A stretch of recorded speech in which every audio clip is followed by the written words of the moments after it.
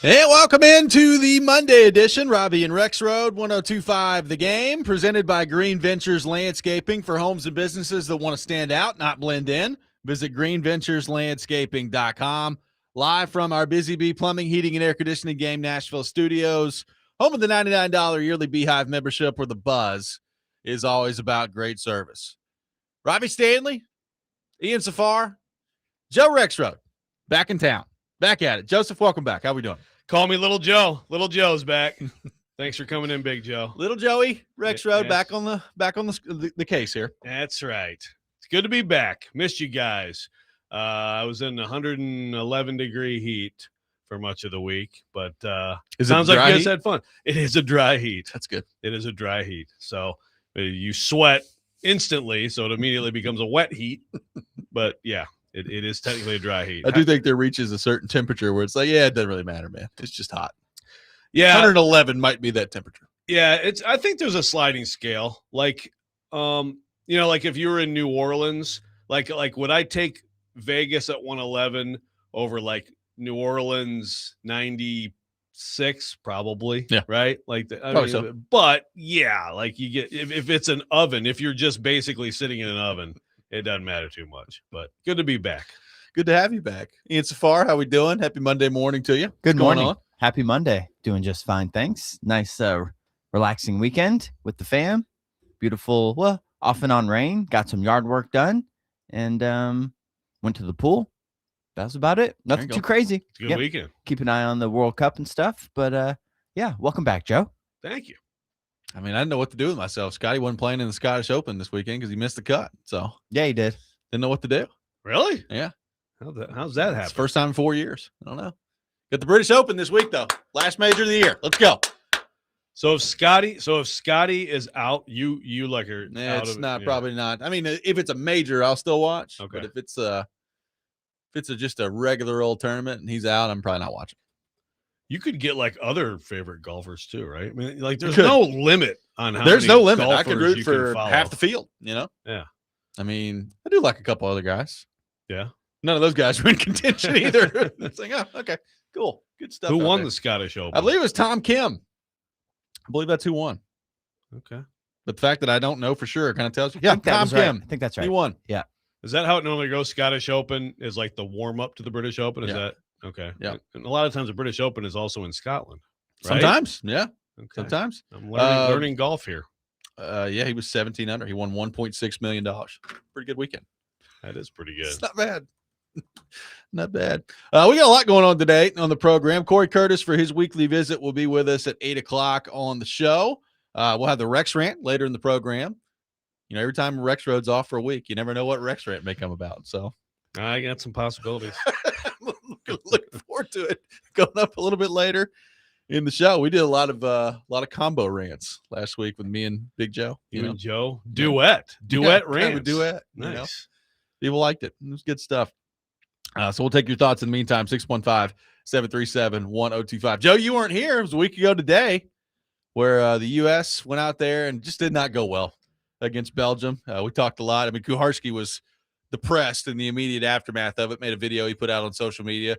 Wasn't a whole lot less depressed on Wednesday when he came in about it. Very distraught, Paul Kuharski. Your thoughts on Team USA out of the World Cup? Yeah, well, I actually, you would think that like July, in this business, like you're like, yeah, I don't really have much to say, nothing going on. But I was like, man, I actually have a lot of takes about soccer.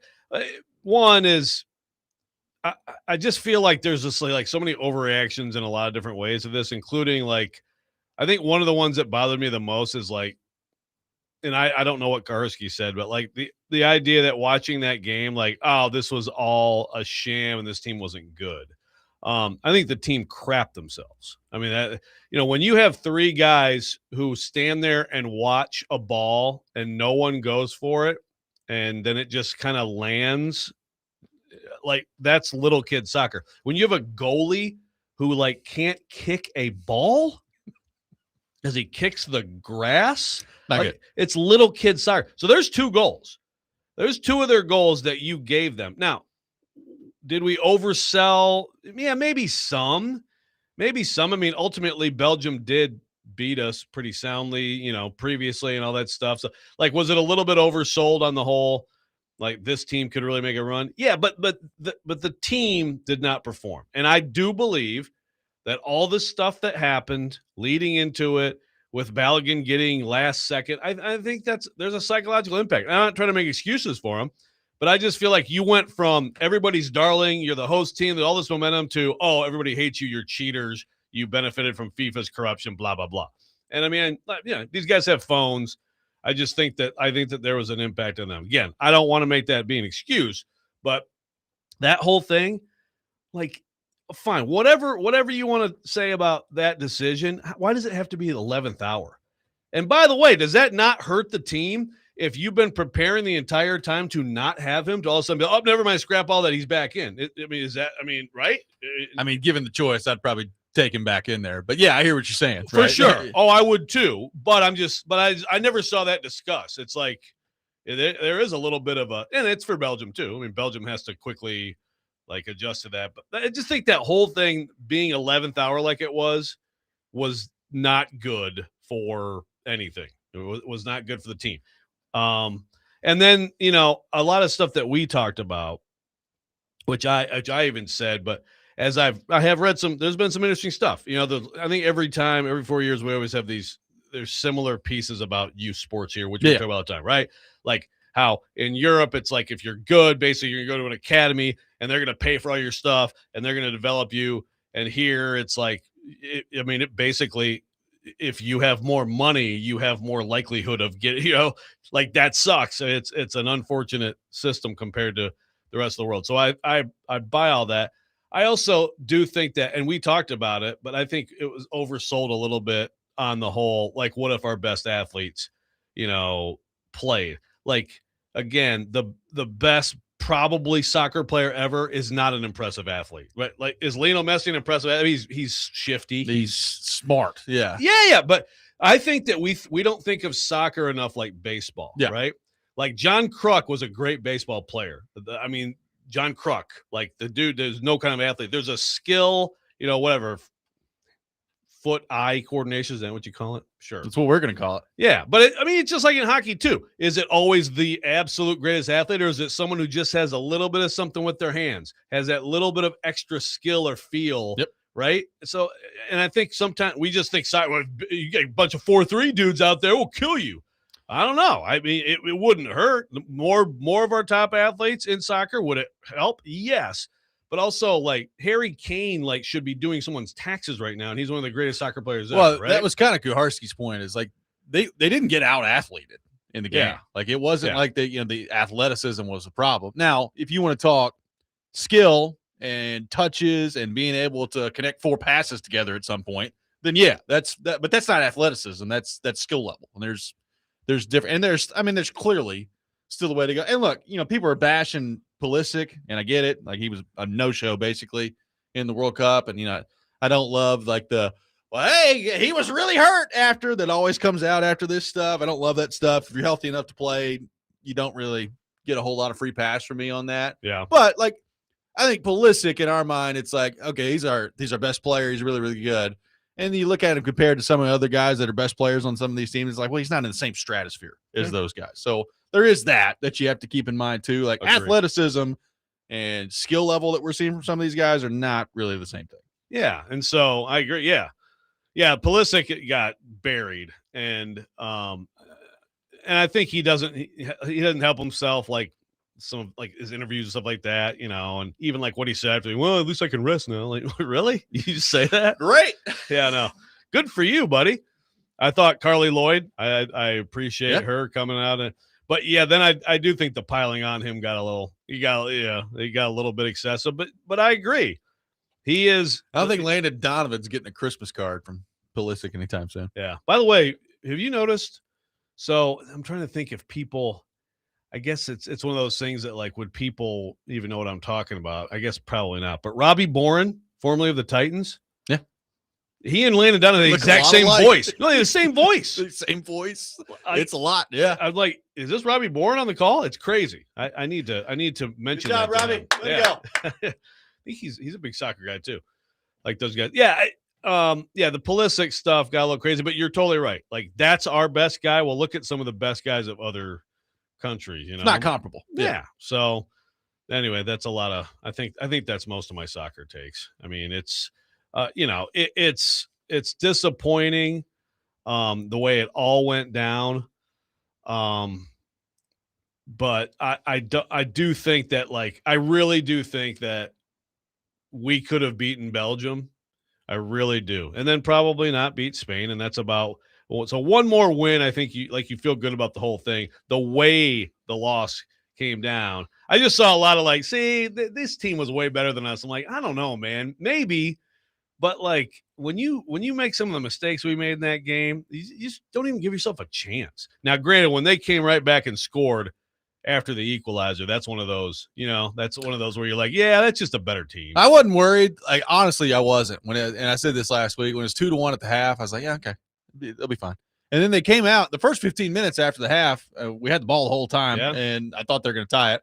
And when they didn't, that's when I was like, okay, this may be a problem. And then, of course, you got into the bad news bears. And then after that, little kid soccer ensues. Yeah. So 615-737-1025, our phone number. More your reaction to get to coming up next. More your thoughts on the World Cup coming up. Robby and Rexrode, 1025 The Game.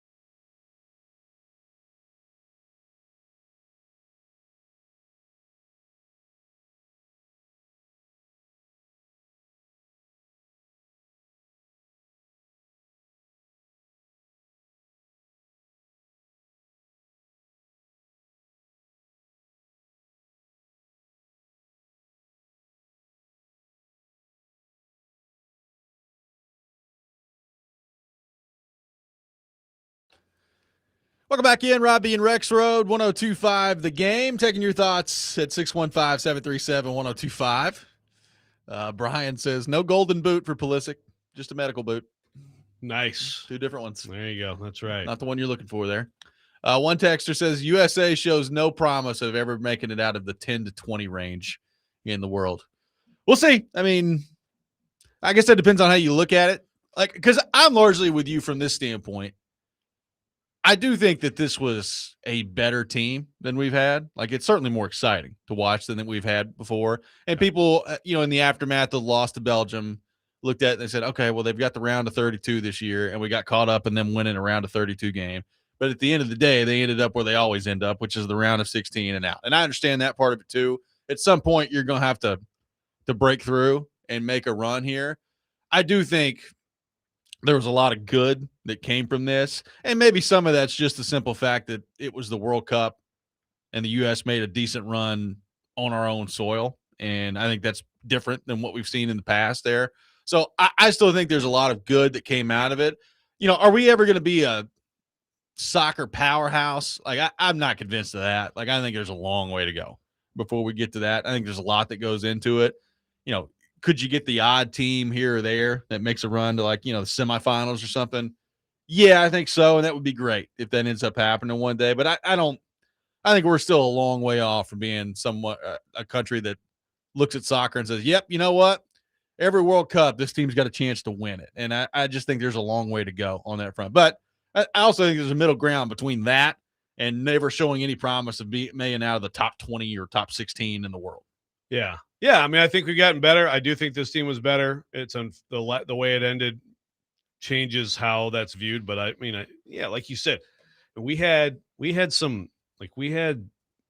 a dangerous attack, and I feel like a lot of in the past it's just been a lot of we can hang in there and we can lose 1-0 or 1-0, but you could just see the difference.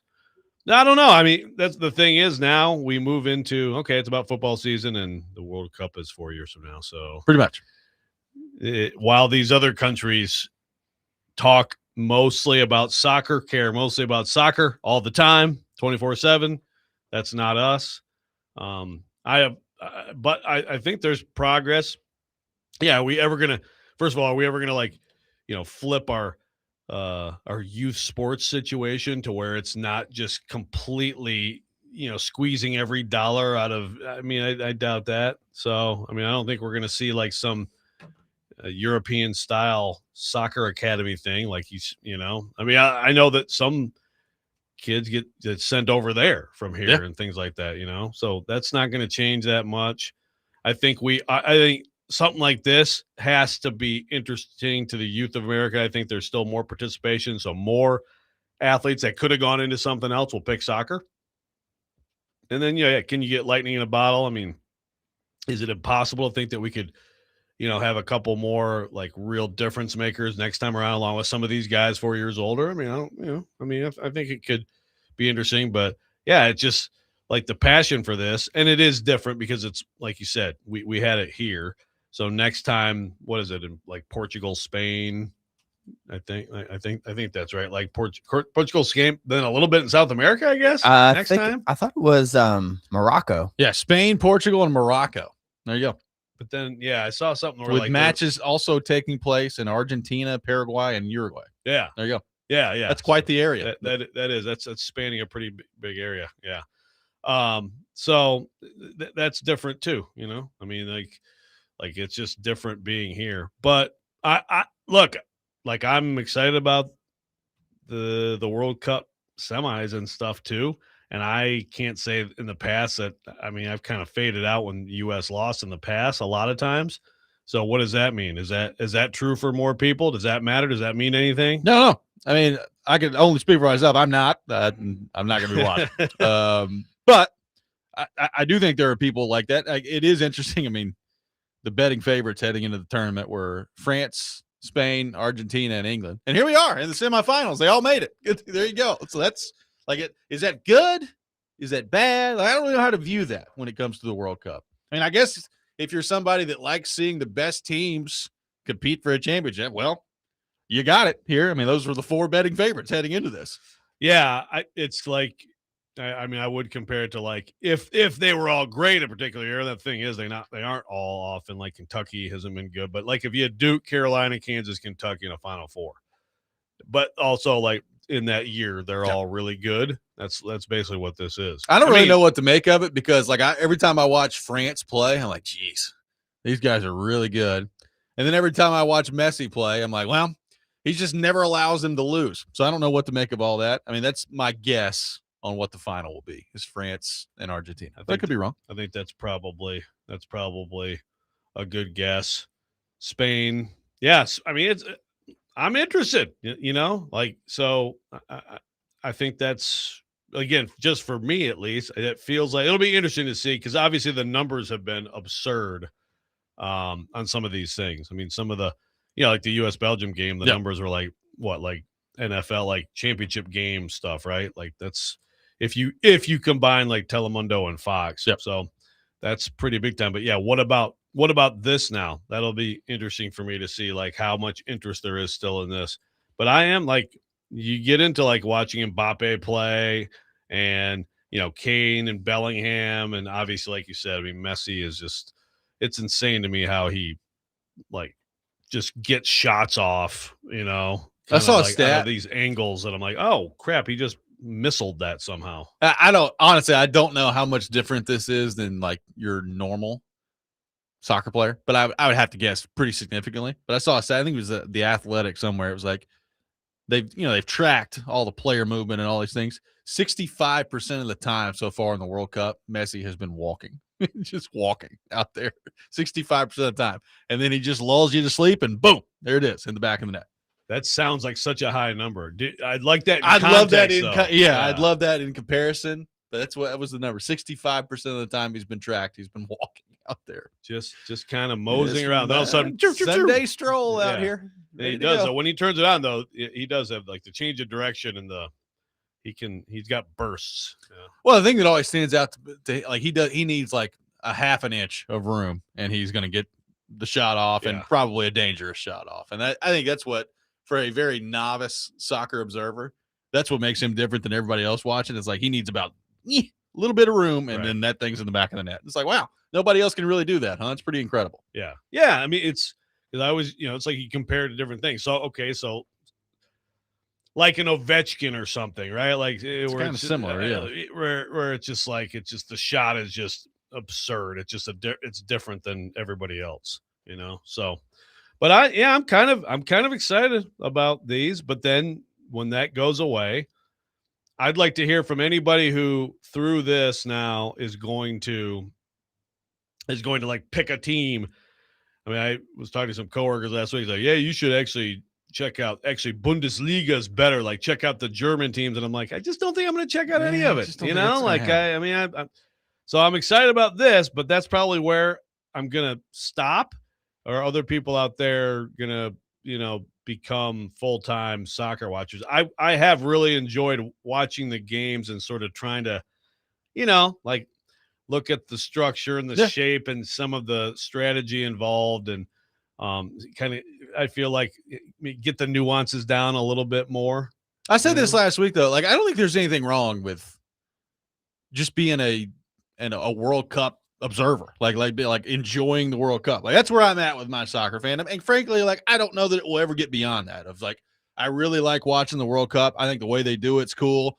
Frankly, I one of the things about soccer that I've always appreciated is the amount of emphasis that they put on like these international tournaments and playing for your national team. I think is really cool. I think other sports could learn from that. So like that part of it, I think is cool. I don't know that I'm really ever going to care about much beyond that. Like, I'm not watching, the English Premier League. I'm not doing that. I'll watch Nashville SC if they go deep in, MLS, like a playoff run. But like, other than that, like, it's not going to occupy a ton of my time. But I don't think there's anything wrong with that. Like, I think watching the World Cup has been cool. And the next time the World Cup comes around, because of what we just did here, I'll be looking forward to it more than, I mean, honestly, when the World Cup was here this summer, I was like, oh, okay. And then I enjoyed watching it. The next time the World Cup comes around, I'll be looking forward to watching it. I think that's fine if you're a soccer fan like that out there. And there's more. I mean, to me, though, for a lot of people, there's a lot of guys on this U.S. team that who are going to be there next time around. So there's a little bit more familiarity, right? Like Yeah. I feel like that kind of pays forward too. But yeah, I agree. It's probably like, I mean, there's probably a fair amount of people who like watch the Super Bowl every year internationally. Yeah. They get into it and they're like, this is cool. And then they don't. They're not watching week 8 between the Jags and the Cardinals. Now, some people pick teams. We actually have someone in the YouTube chat who says they're from Australia and need help picking a team to root for. He's getting advice from Titans fans to not be a Titans fan. Yes. So there's that. But yeah, some people just watch that and leave it alone. Some people watch, as you know, the NCAA tournament and then not watching February conference games. Yep. 615-737-1025 is our phone number. We'll take more of your thoughts on the World Cup, plus an interesting ranking that's out there that will get the people talking around here. We'll get into that. Robby and Rexrode, 1025 The Game.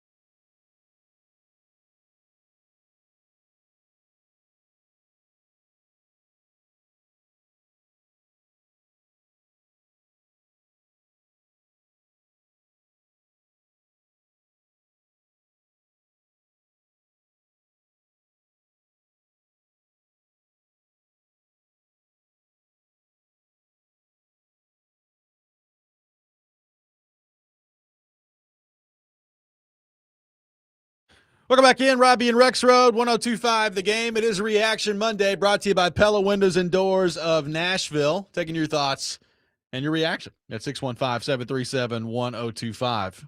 All right, on the spot, who's winning the World Cup? I'm going France. Okay, I'll take Argentina. Okay. Repeat champions. Ian, you going Spain or England, or who we got? I'm leaning France as well. Okay. Yeah, I think that makes me feel better. Yeah, the Messi, Mbappe. Hopefully, we get that in the final. That'd be pretty sweet. I mean, England's been playing awesome too. Bellingham for them has been super fun to watch. If they win, we're gonna have to console Frazier. Like he'll be. I was thinking very about upset. that. I think that's the he Italian. hates England? Does not like. Yeah, I think that's the Italian side in Frazier. I think it is, but he is. He hates England. Yeah, England feels entitled. He thinks they feel entitled. The English fans. Okay. And I can see they that haven't going won back. it since they're like Yeah, the the Maple 50s. Leafs, man. That's- Yeah. 66. That's the comparison I made last week. Yeah, There you go. that's good. So who? Okay, so that's who we think will win. Who are we rooting for to win? Probably Argentina. I don't know. I'm kind of rooting for France, I think. I think I'm going to go England. I think I want England to win. Wow. You know, it'd be. I mean, as much as annoying as it is that they sing Wonderwall after all their wins. I mean, I love Oasis, but just not really Wonderwall that much. Yeah. I don't know. Yeah, I mean, it'd be kind of cool. You know, maybe it's just because like David Beckham's up there in the box, like, you know, he and his kid are losing their mind, and then Posh Spice is just like completely ignoring the whole thing. You know, I don't know. Something about it gets me going. I think England deserves at least a 200-year punishment from giving us the Beatles. You know, can't win the World Cup. Hey, by the way, they're singing "Hey Jude" whenever he scores a goal. Yeah, I they like that. I like great. that. Well done. That's kind of where my take comes from on this. 200 years. 200 years Yep. for the Beatles. Yep. Yeah. Okay. A couple hundred years from now, enjoy the World Cup out there, England. Good stuff. Yeah, I don't know. Maybe it is like, you know, unpatriotic of me to root for England, especially since it's the 250th anniversary There's of us, you know, getting our country from them. But I don't know, something about it, you know. I just kind of it would be kind of crazy to see that happen, you know. Yeah. I mean, they are, because really, like when I make my comparison of Duke, Kansas, it's actually more like they're like UCLA. You know what I mean? They're really not like, it's like take out Kentucky and make them UCLA. Like they used to be great, but really, like, are they really a blue blood still? I mean, not really, you know, but we still remember, you know, Kareem Abdul-Jabbar and Bill Walton and John Wooden. Oh, yeah. I mean, I don't know who was England's star in the 60s. I have no idea. I just know David Beckham, basically. ESPN has come out with their annual thing that they do that Fowler puts out there of executives, coaches, and scouts ranking top NFL players. So they go through all these different positions. The quarterback is out today, which will generate a lot of buzz. We'll get into that a little bit later in the show. But we do have another Tennessee Titan in the top 10, according to the executives, the scouts, and the coaches. Peter Skoronski, in terms of the interior offensive lineman, coming in at number 9 on this list, Joe. So you're factoring in guards and centers here on this list. So some interesting names. I mean, former Vol Trey Smith also on this list as well at number 7 as a guard. So there you go. I mean, somebody on the list, I mean, it shows like the highest ranking and the lowest ranking, and then they kind of put them all together. Somebody had Trey Smith at number 1 on this thing. So there's that. So Trey Smith is number 7 on the list. Peter Skoronski at number 9 for the Tennessee Titans. So you talked about Jeffrey Simmons and kind of his place on the NFL top 100 list that came out last week. But Peter Skoronski, number 9 on this list here. And former Titan Aaron Brewer right behind him at number 10, the Miami Dolphins. So there's all sorts of Tennessee connections on this interior offensive lineman list, Joe. Good to see. Wow. So I just want to make sure I have it right. Peter Skoronski and Aaron Brewer both ranked in the top 10 by NFL executives. That is correct. Interesting. Relative to takes I've heard in the past. I can't And not just guards, all of them. Centers, guards. Take your pick. By the way, Skoronski also had a 1. He got someone ranked him number 1. You got a quote, NFC executive quote, he's absolutely jumped to elite status. He's going to get paid a lot more than people think, end quote. Everybody on this top 10 except Brewer got a 1. How about Brewer? Let's see some Brewer quotes. Quote from an NFC executive. Quote, most underrated player in the league. End quote. There's somebody saying he's scheme specific, twitchiness. Okay. You know, quote, but his twitchiness and explosiveness are off the charts. End quote. Aaron Brewer. That Aaron Brewer. How about that? Wow, interesting. Apparently he can play a little bit. Get the scale out there. How much does he weigh? Tiny little. He's Aaron tougher Brewer. than a $2 steak, as we know. That's right. I saw this the last night on ESPN's website. I legitimately started laughing. I was like, "Oh, Aaron Brewer's in the top 10 of all interior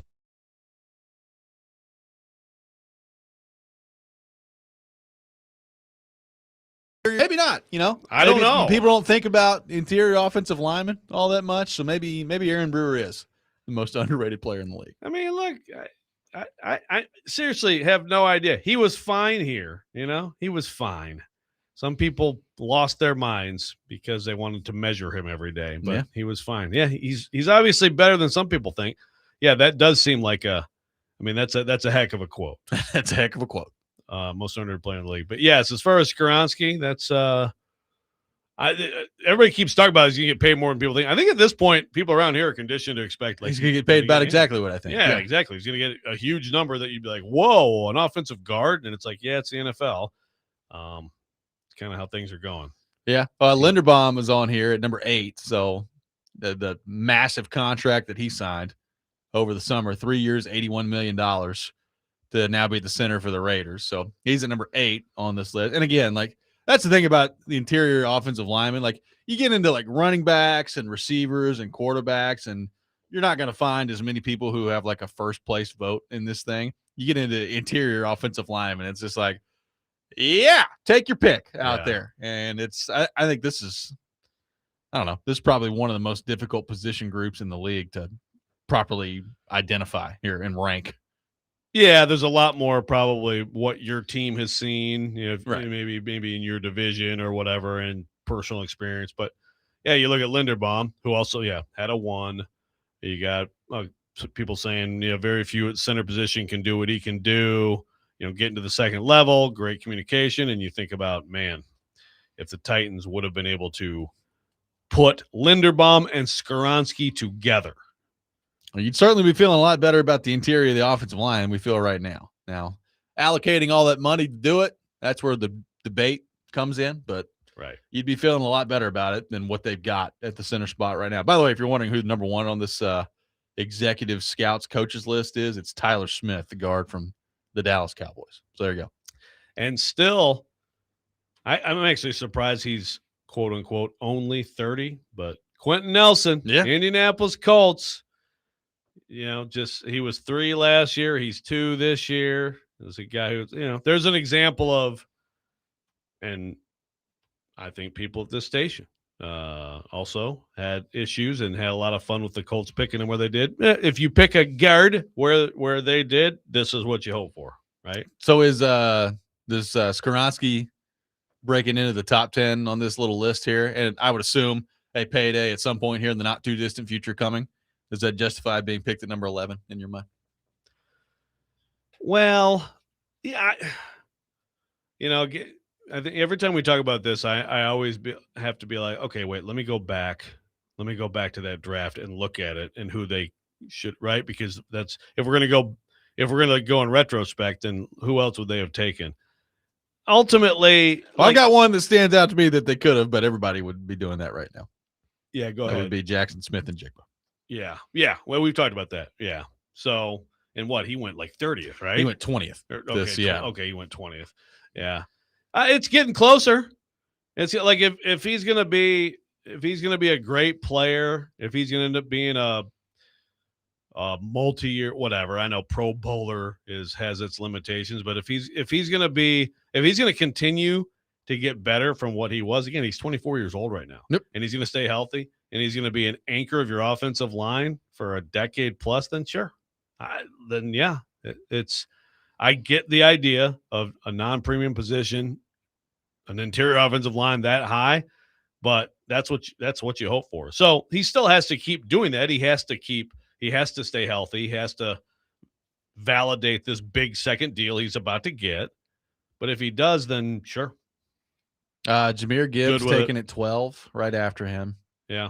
Christian Gonzalez taking it 17. Yeah. That's pretty good. That's Jackson Smith and Jigba at number 20. There are also some bad ones in there too. Like Lucas Van Ness was taken by the Packers at number 13. It's not good. Not a good pick. So, I mean, sorry to bring that up. Oh, yeah. I mean, just, there are hits and misses all along the way in this thing. Yeah. I mean, comparatively speaking to recent first-round picks the Titans have had, Skoronski's done quite well for himself. No doubt. No, I mean, this could end up it's a no-doubter to give him a second contract. When's the last time they had that? Exactly. I guess Simmons. Right. I mean, Simmons at 19 and him in the 22. Is that the 23? Draft? Oh, that's the 23 draft. That's right. It's 2026. That's right. Thank you. 22 was Burks. Oh, yeah. That's right. It was a no-brainer the other way to not do that. But, yeah, so that's 2 clear. Oh, absolutely, they're getting a second deal. I mean, if you have to go back more than a decade, I think, right, to Lawan in 15? 14. 14. Yep. Right? It's a rarity. So, yeah, better and better. That number 11 looks better and better. And God, they got to come across more first-round picks to get second deals, man. Hopefully these last 2 will do it with Ward and Tate. They do. And also just don't, I know it's sad that you don't have Aaron Brewer anymore, but wish him well. Well, I mean, at some point he'll be a free agent again, and you can bring him back home, maybe years from now, but you can bring him back home. And Malik Willis. By the way, somebody laid out the Dolphins roster just like all on paper the other day on social media that I saw, and the headline was, could the Dolphins go 0-17 this year? Maybe. Really? Yeah, they might. Oh, God. Poor Not Malik. very good. God, he gets his opportunity, and they're like, here, let's get rid of all the good players. I mean, I would probably give the ball to Achan, however the heck he pronounces his name now. I'd probably give it to him 900 times this year. Like, I'd be like, you're going to have 475 carries, and when we're not handing you the ball, we're going to turn around and throw it to you. And maybe run some options. Yeah, like you're just going to get the ball every play. May as well. 615-737-1025. I'll take your thoughts on Peter Skoronski, plus the quarterbacks list of the executives have been put out there as well. There's some hot takes on there. We'll get into that. Robby and Rexrode, 1025 The Game.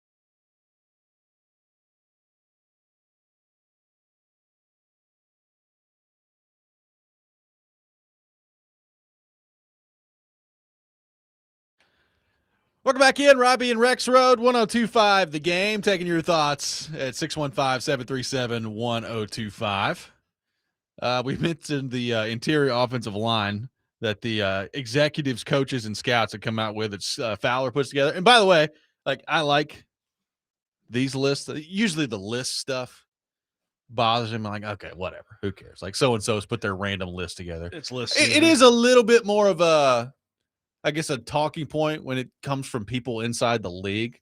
So that part of it I appreciate. Like it's the same thing with the quarterback tier stuff from The Athletic when they put it out there. It's like, yeah, well, this is not just like Sando's opinion that he's throwing out there. It's people that he's talking to in the league. So Yep. I do put more stock into those type of things when it comes from people inside the NFL. So the quarterbacks have come out this morning from Fowler that he put out there talking to all these execs, coaches, and scouts. And I'll just go through the top 10 that they put out there that's being widely discussed right now. So Josh Allen is at number 1, Mahomes at 2. They've got Stafford at 3, Burrow at 4, Lamar at 5. So I don't know a ton of people that would take a huge issue with those names in the top 5. Dak Prescott at number 6, which I believe is where the spiciness begins. Herbert at number 7, Drake May at 8, Jared Goff at 9, Caleb Williams at 10. There's your top 10 from the executives, coaches, and scouts. And I could go through everybody receiving honorable mentions, but we'd be here all day because it's like half the league after that. So there you go. Cam Ward did not receive an honorable mention or a vote, by the way, which is not a huge surprise. No, that's not a huge surprise. This is the year for him to start, proving that he should get any kind of consideration. I think Dak is an overranking. I would agree. Someone gave him 3. I mean, who is that? How could you put Prescott in top 3? He's a really good player. He's a good player. Like, I'm not trying to bash him, but like the 6th best quarterback in the league or the 3rd best quarterback in the league, it's a little rich. Yeah, I tend to agree. And I do. I'm not just saying this because you're a Packers fan. Actually, I mean, I think Jordan Love, I would have him.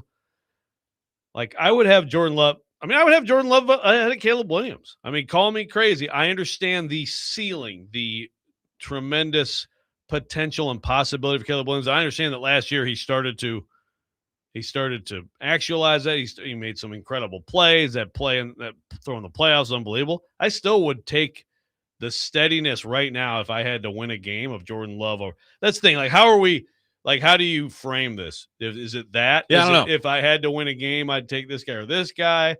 Because some of these are like, again, Justin Herbert. There's another guy. He's number 7.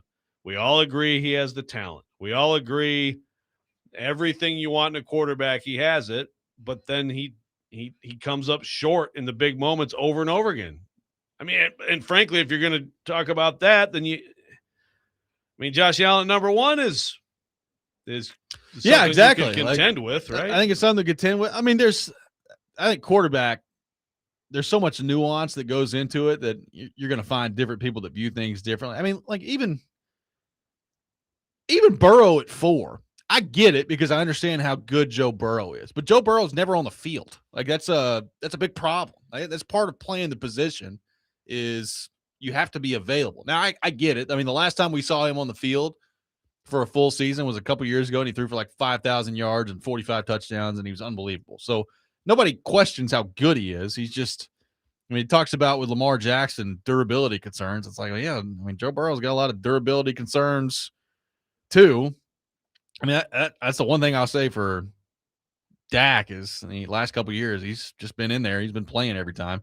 I mean, sure. Like, I thought last year, for instance, I thought Jared Goff really helped himself last year in terms of like the way he's viewed because I mean, he threw for a ton of yards again. He played really well.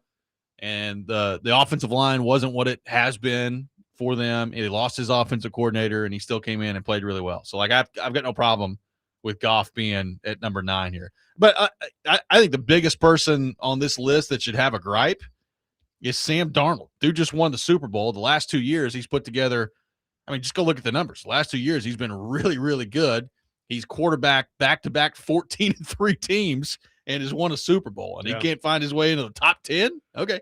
Yeah. And he's right. It looks like he's like next, right? It looks, I mean, I assume they're ranking his honorable mentions by how the votes I would went, assume which so. would be he'd be 11. But I agree on Goff for sure. Last year he showed me a lot because he did not have all the advantages he's been having, and he still played really well. I think he should be in there. Drake May. I mean, Drake May obviously had a great year last year, and he's going to be consistently in this. I don't have much doubt. He's 23 years old, but I mean, I might put Darnold ahead of him right now. Yeah, maybe. I might put Jordan Love ahead of him right now.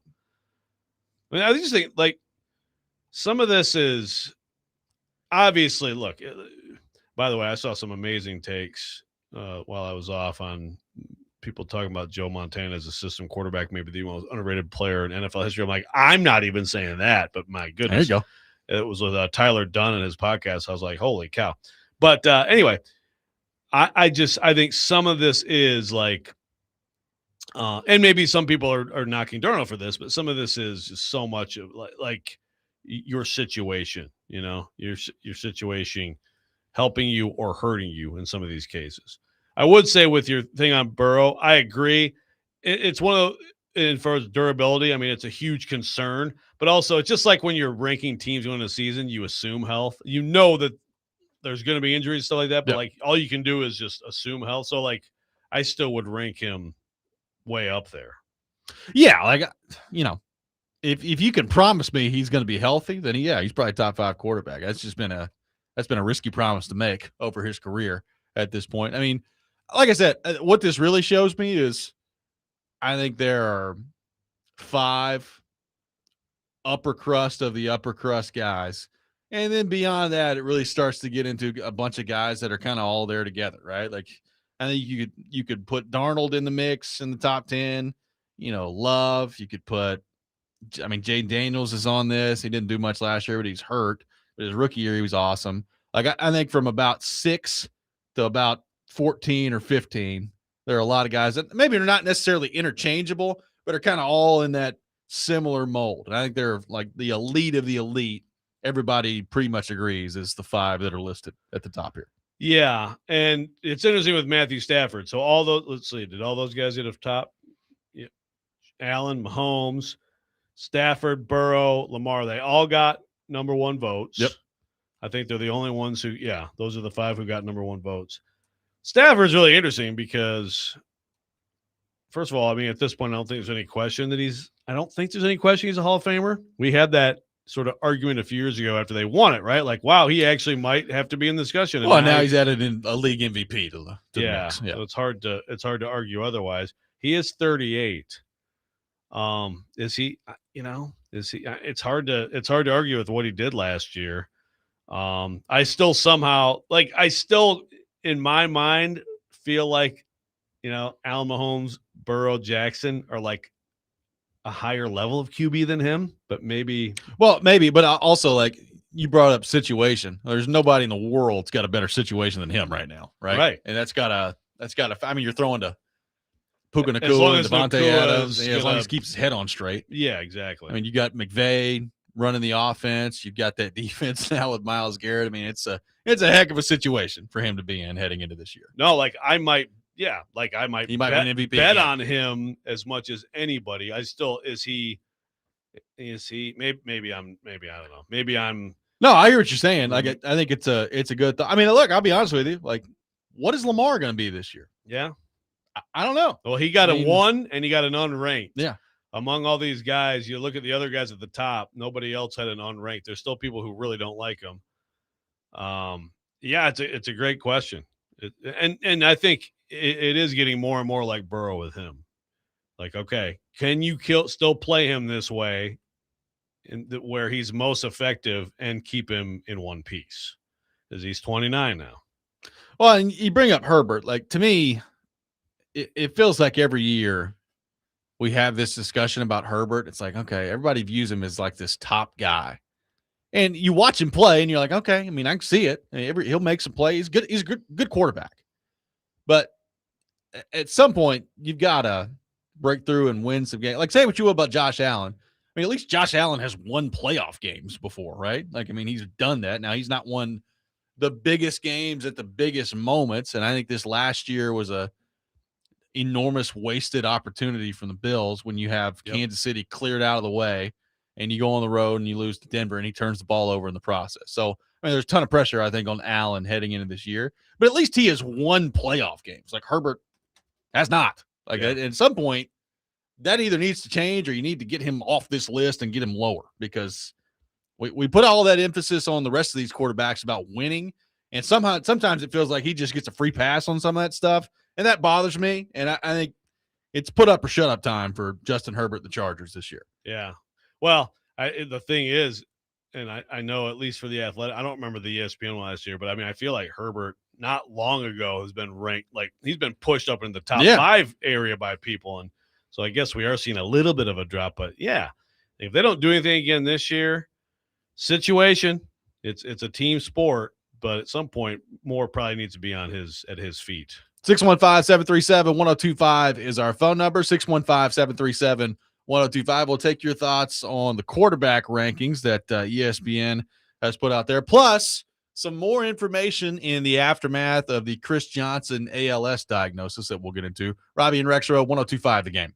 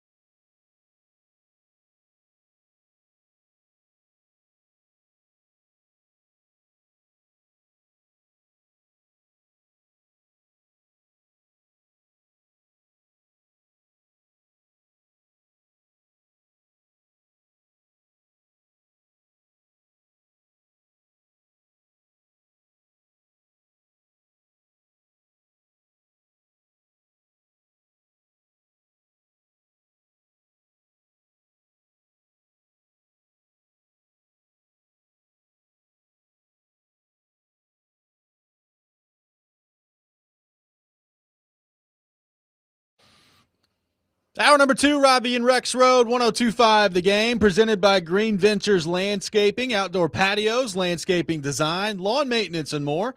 Visit greenventureslandscaping.com. We are live from our Busy Bee Plumbing, Heating, and Air Conditioning Game Nashville studios, home of the $99 yearly Beehive membership, where the buzz is always about great service. Cory Curtis from News 2 will be with us at 8 o'clock for his weekly visit. Taking your thoughts in the meantime, 615-737-1025, the Rex Rant with Joe Rexrode, coming up later this hour on the program. One texter asking if Justin Herbert is Phillip Rivers 2.0. Different stylistically. I mean, there's no question Herbert is a more athletically gifted player than Phillip Rivers was, but it's not a terrible comparison so far, just in terms of, like, Phillip Rivers was a great player. You never thought of Phillip Rivers of, like, you know, Peyton Manning and Brady and all those other guys in the same sentence because he couldn't get past those guys in the AFC. But again, I mean, at least Phillip Rivers made the playoffs a lot. He didn't do a whole lot of winning in the playoffs, but he did make them a lot. Yeah, and he had some notable flubs in the playoffs. He did. It's a Chargers thing. Chargers have had some great quarterbacks, as we know. Friend of the show, Dan Fouts. Yeah, should have been NFL champions in the 1981 season, but Fouts, Breeze, Rivers, Herbert, nothing to show for. Nothing to show for. Yeah, Fouts won maybe the greatest playoff game ever. It's up there, that Dolphins-Chargers game with the hook and lateral and all that. But then they had to play at Cincinnati, and it was about negative 30 or whatever, like actual air temp outside. And what do you expect Dan Fouts to do? You know, also, he's living that Southern California life. He's not going to go out there and thrive in minus 35 conditions. You know, that game is I'm a big believer in, like, outdoor football, but man, that was a game where, like, the elements gave us the wrong team in the Super Bowl. Yeah. It's unfortunate. Sorry, Bengals fans. Well, what's that going to mean for the Bills this year? You got the new stadium opening up. It's outdoors, but you know, Josh Allen was talking about this. Apparently, the way that they've structured it, the wind is supposed to be less of a factor in the stadium. So we'll see. Okay, so they're protecting the wind. I guess so. I don't know. Okay, well, yeah. Well, good luck then on that. I mean, I guess that'd be a good thing. I feel like that's a funny thing too. You think back to those Bills teams. I mean, with him, but, like, go back to Jim Kelly. Like, they were throwing it all over the yard. I know. Andre Reed, Thurman Thomas. They didn't care. They didn't care about the elements, right? No.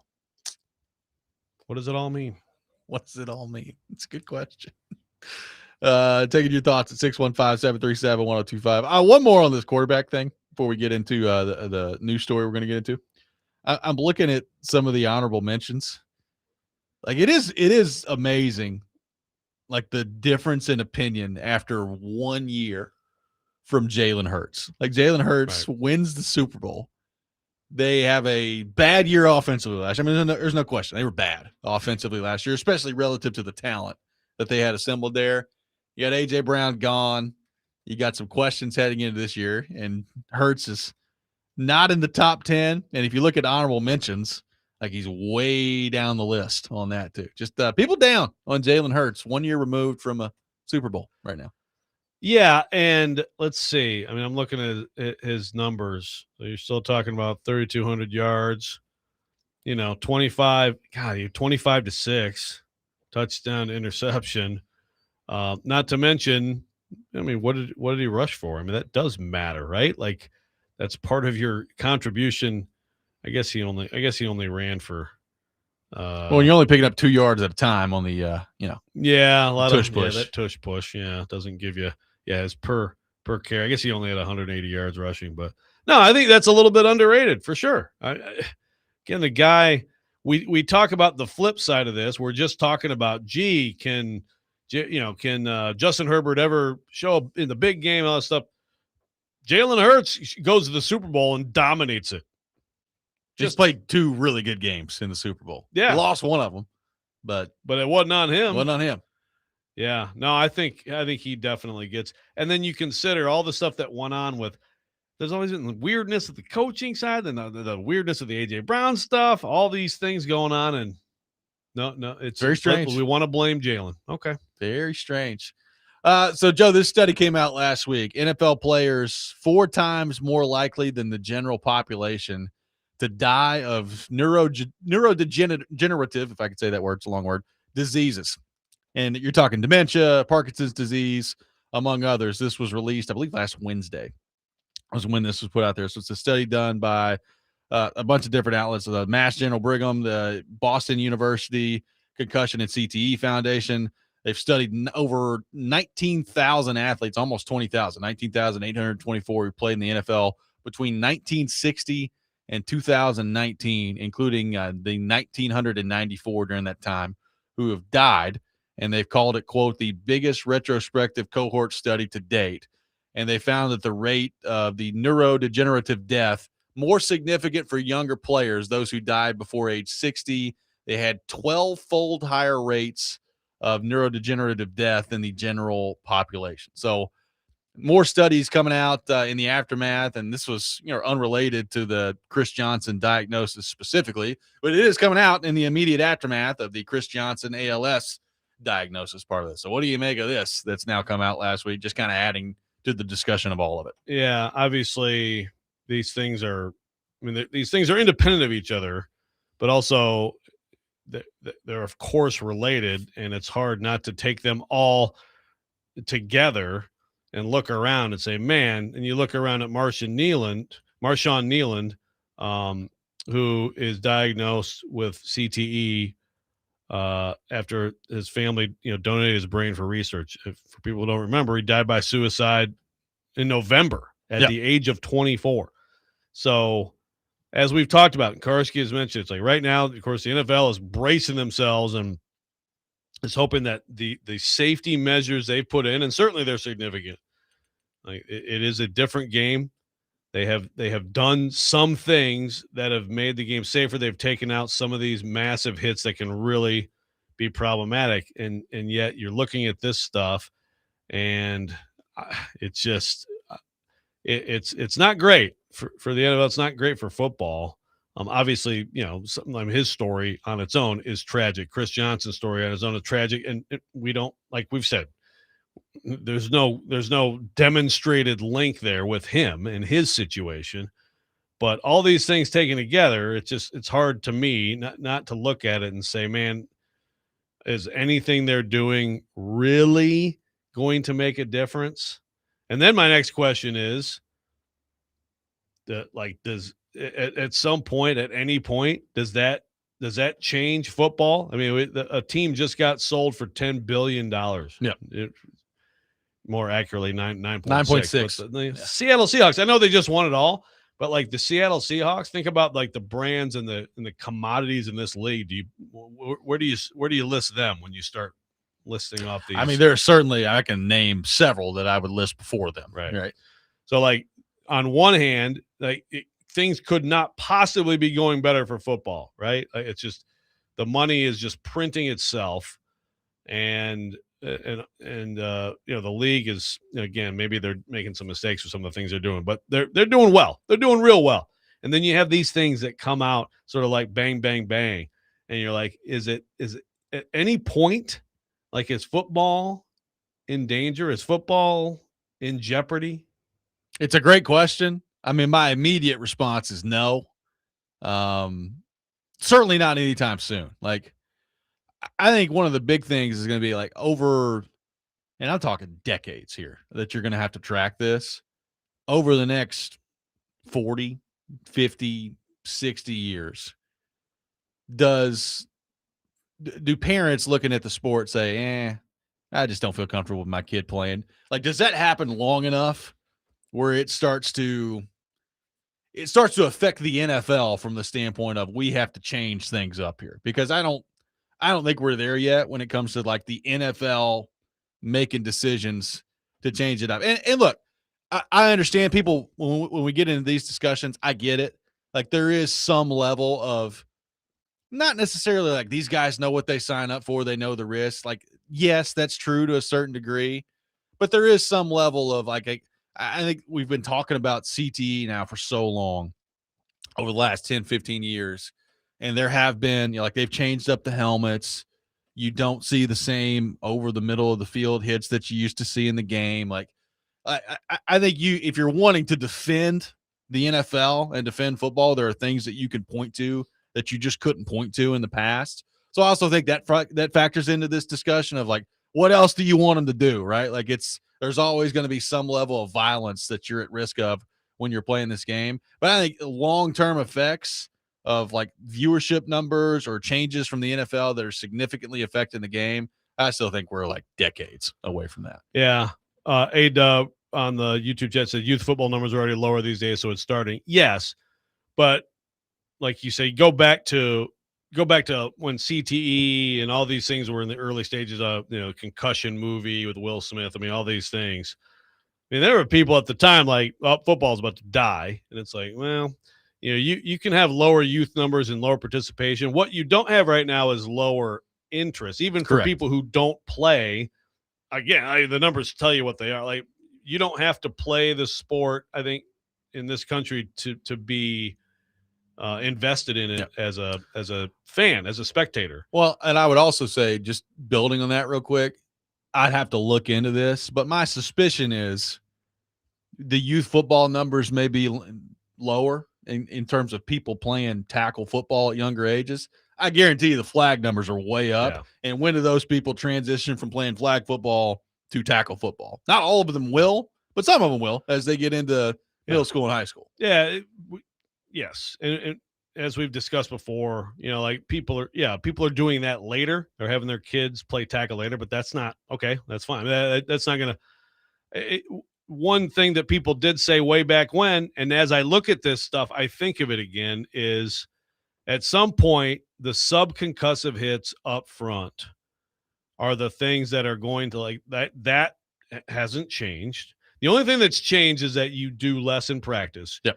And then people complain about it. Like, look how bad offensive line play is because they don't have nearly as much hitting in practice. But that's a part of football that like you're just not changing. If it gets to the point where it's just clear that the subconcussive hits from linemen like are just like the damage is being done at the same level, because people back then were like, at some point you're just going to have like basically offensive line play that's like stand up and just try to like get in the way of people like you're setting a pick in basketball or something.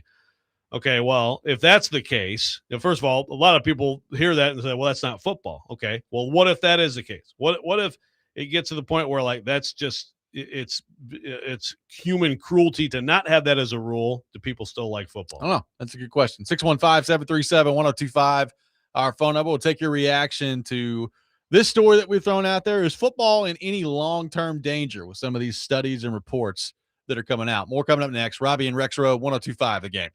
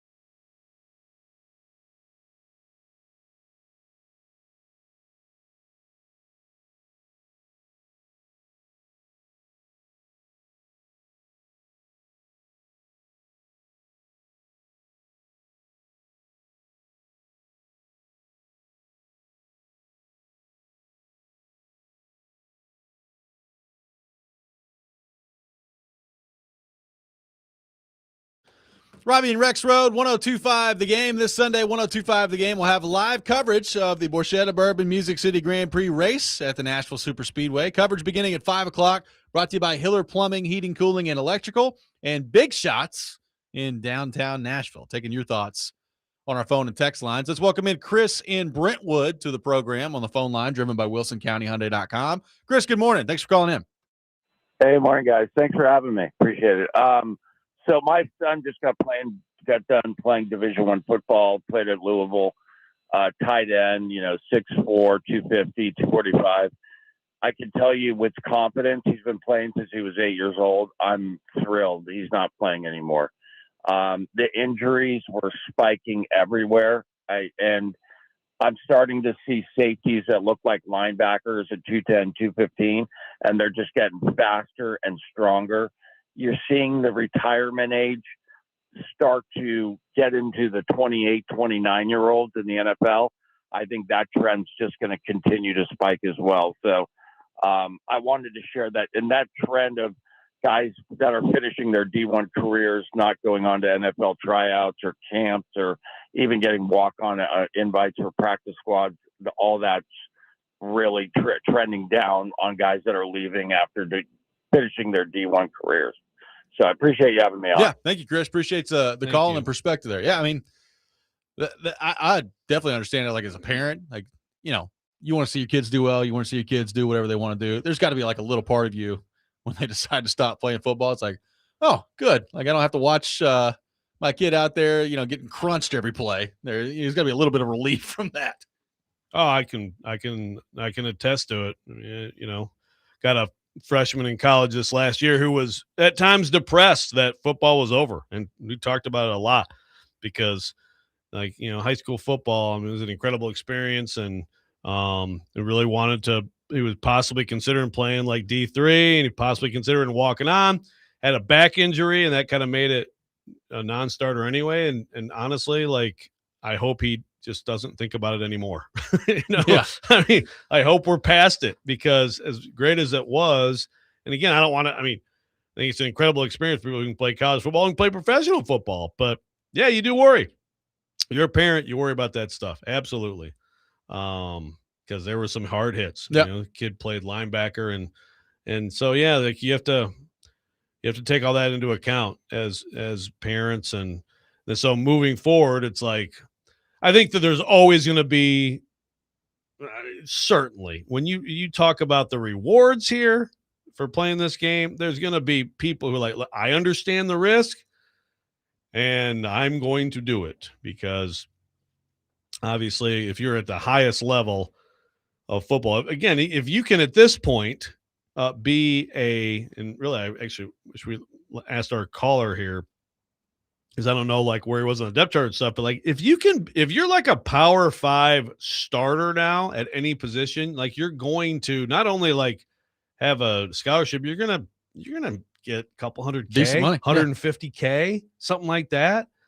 I mean, I know I've heard some Big Ten teams basically if you're a starting offensive lineman, everybody's getting $250, $300K across the board. Yeah, and that's money you can put away for your life to buy a house. I mean, so that stuff is going to be hard. The lure of that, I think more and more now because of the NIL thing, you don't have to be an NFL player to have great financial benefits for being being a really good football player. It's a bit wider group of people now who are man, they're not just talking about scholarship, room and board. They're talking about money that they can really make a difference in your life, which is great. But you have that, and then as we move forward, are we gonna find that the things they've done just haven't really made that much of a difference? Well, that's the thing too. I mentioned the decades and decades away. I also think we're decades and decades away from really knowing whether or not the changes that the NFL has already made, if they've made any sort of difference or not. I mean, I don't know. I hope this is the case. I hope there's 40 years from now we're looking at it and saying, wow, look at the data. It's way better, way safer to play football now than it was compared to, the 1990s or the 1980s or anything like that. So, we're not going to know that for a lengthier period of time when, some of these guys who are playing now start to get older and we start to track those things. But I hope that's the case. That would be great. I think some of it also just depends on what position you play. Like, I mean, be honest with you, like if you're a quarterback right now, it's not a bad time to be a quarterback playing football. I mean, you just not that you never get hit in the head, but you don't get hit in the head as a quarterback now anywhere near the amount of times that you used to get hit in the head as a quarterback. It's just like there's such a defined kind of strike zone of where you got to hit a quarterback now that like that's a position where like if I was a quarterback, I'd feel way safer playing football now than I did 25, 30 years ago. Yeah, for sure. Well, I think receivers too, with the hits that they used to be allowed to take, like you said earlier, over the middle and just hits in general downfield, that's been cleaned up. They get, and I hope the same thing. And then I see like Marshawn Nealand, and it's like, man, 24 years old, Yep. playing his entire football career. Whenever he started playing tackle football, his entire football career was in this era of Player safety. Yeah, player safety. We need to reduce the hits, all these things. And here he is diagnosed with, the brain, diagnosed with CTE posthumously after he took his own life. I mean, and he was, he was a defensive end. So, this is the guys in the trenches, which I think that people think of the big hits downfield more and don't think as much about just the constant contact, but there's a crunch and there's not a big run up to it, but like it's those hits over and over and over again that seem to have a cumulative effect. Oh, Charles Robinson's talked about this before too. Didn't know that we'd ever get to the day where you see Guardian caps in games, and we're seeing that now. I mean, people around the league wear those. Like Romeo Dobbs is a receiver; he wears them every game. I wonder if we get to the point where it's like, hey, if you're going to be an offensive lineman or a defensive lineman in the NFL, you're wearing one. Like it's a mandated rule. And I don't know. I don't know if we get to that or not. But and look, how much safer does that make it? That's another thing. Technology, I would say, over the last 20, 25 years has really come a long way. In another 20 years, like, what are we talking about? Like, are we talking about developing some sort of helmets or equipment that actually make it, I mean, not totally risk-free, but continue to take the risk further and further down? I mean, that's part of this too, that's going to factor into the player safety discussion. Yeah, hopefully. And there's also the discussion about the going without helmets. There's that too, which again, I think people would have a hard time. People who spend their lives watching football would have a hard time, but there is something to be said for that. There's possibly. Something. Yeah, something to be said. Until like people going 20 miles an hour collide full speed with each other with their forehead, and then it's like, oh, okay. I know they didn't mean to do that, but now they're both knocked out on the field. Yeah. I don't know. It's just you would definitely have some moments like that for sure. Exactly. 615-737-1025. Our phone number will continue to take your reaction to this football story we've thrown out there, the risk associated with playing football, where we all think that's going. Plus, where the heck LeBron James going to end up? We'll get Joe's thoughts on that. Robby and Rexrode, 1025 The Game.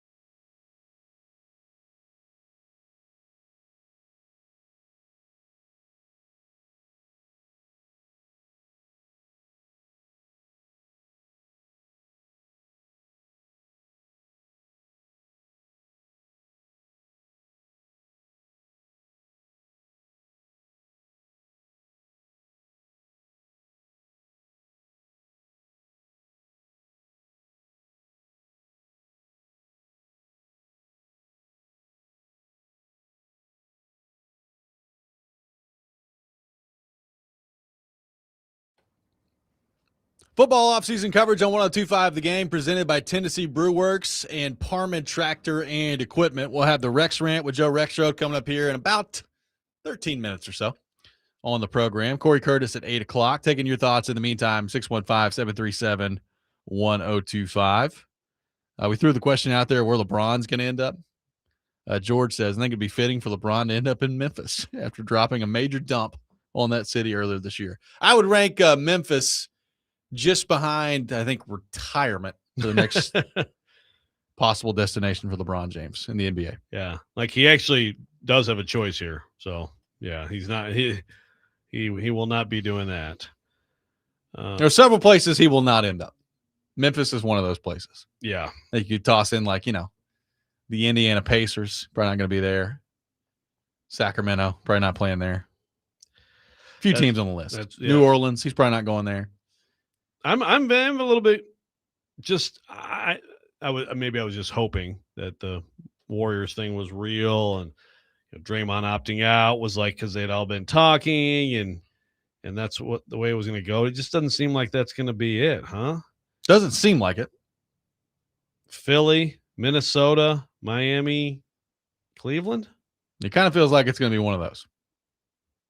We'll see, but I mean, look, I guess. Until he makes a decision, I'd probably still put Golden State in there. But it feels like, number one, if you're him, you're looking at it and you're saying, I mean, the Eastern Conference is clearly the way to go here. Like, if all you're concerned about is winning, the Eastern Conference is the way to go. Because you just don't have to run into, you don't have to run into OKC and San Antonio if you're doing that. Yeah.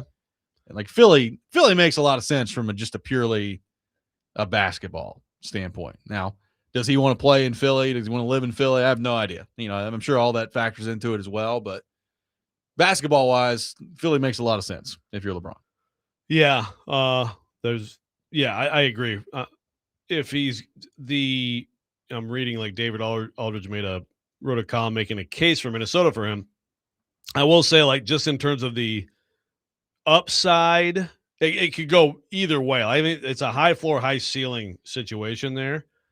As a gamble, it is interesting. Like, if it were to work out, with Ball there now with Ant, and then you throw in LeBron and the way he fits into the lineup, I mean, it could be pretty freaking good. But like you said, and then you have to get through those teams to even get to the finals. So, plus like Minnesota in the winter. I mean, yeah, you don't really live there. You're just staying there, but still. I mean, you're there for long enough stretches where it's like, woo, it's cold up here. I've gone to Minnesota for 2-3 day stretches in the winter before, and it was like, this is just different, even than Michigan. Yeah. So, I don't know, man. I still, of the realistic possibilities that are being thrown around, that would probably be the one that would surprise me the most, is if he ended up there. Look, if you force me to guess, I think it's going to be Cleveland. I think he ends up back in Cleveland, and we'll see kind of what they do with James Harden and what that all kind of looks like there. People are talking about the Miami thing. I think it makes a little bit of sense. I don't know that I can see him going back there.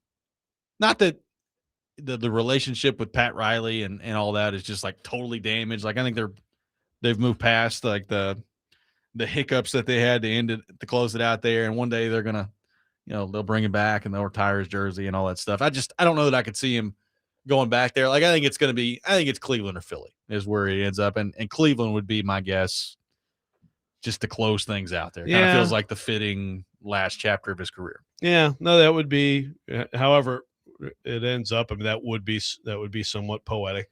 Also, like, how many pro athletes have had 3 stints in one city?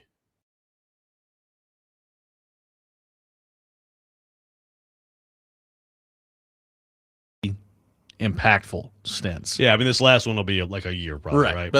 But yeah, I mean, have there been Titans or Predators that have had 3 different stints?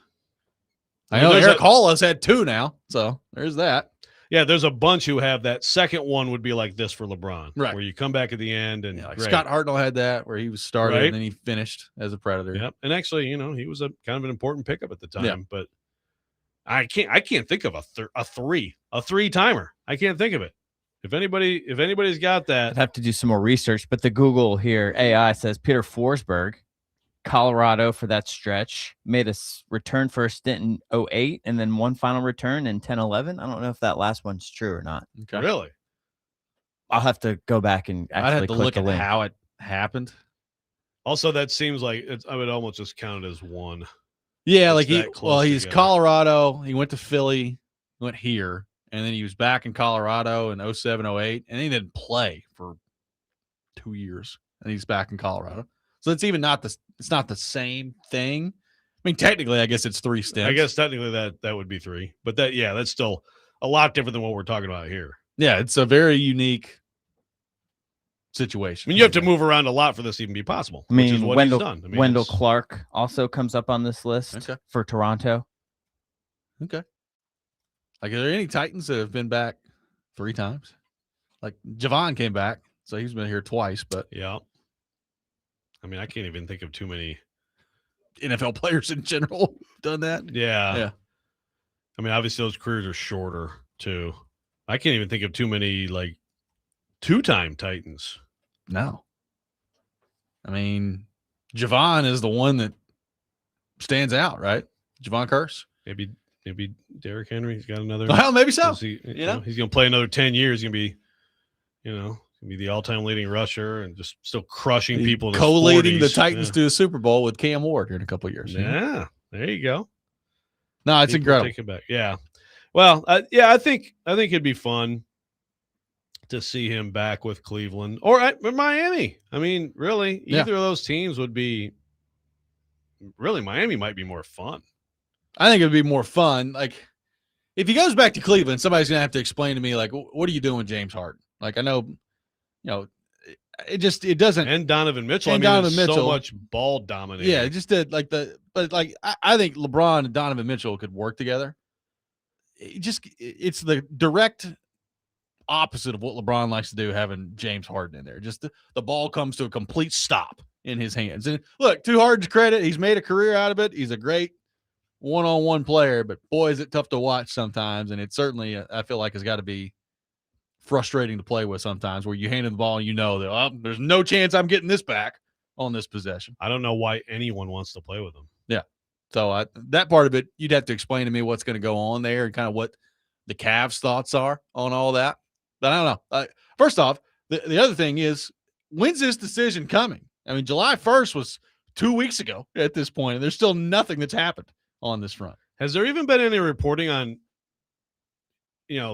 meetings, anything voice like that? memos? He's been taking voice memos from general managers across the league.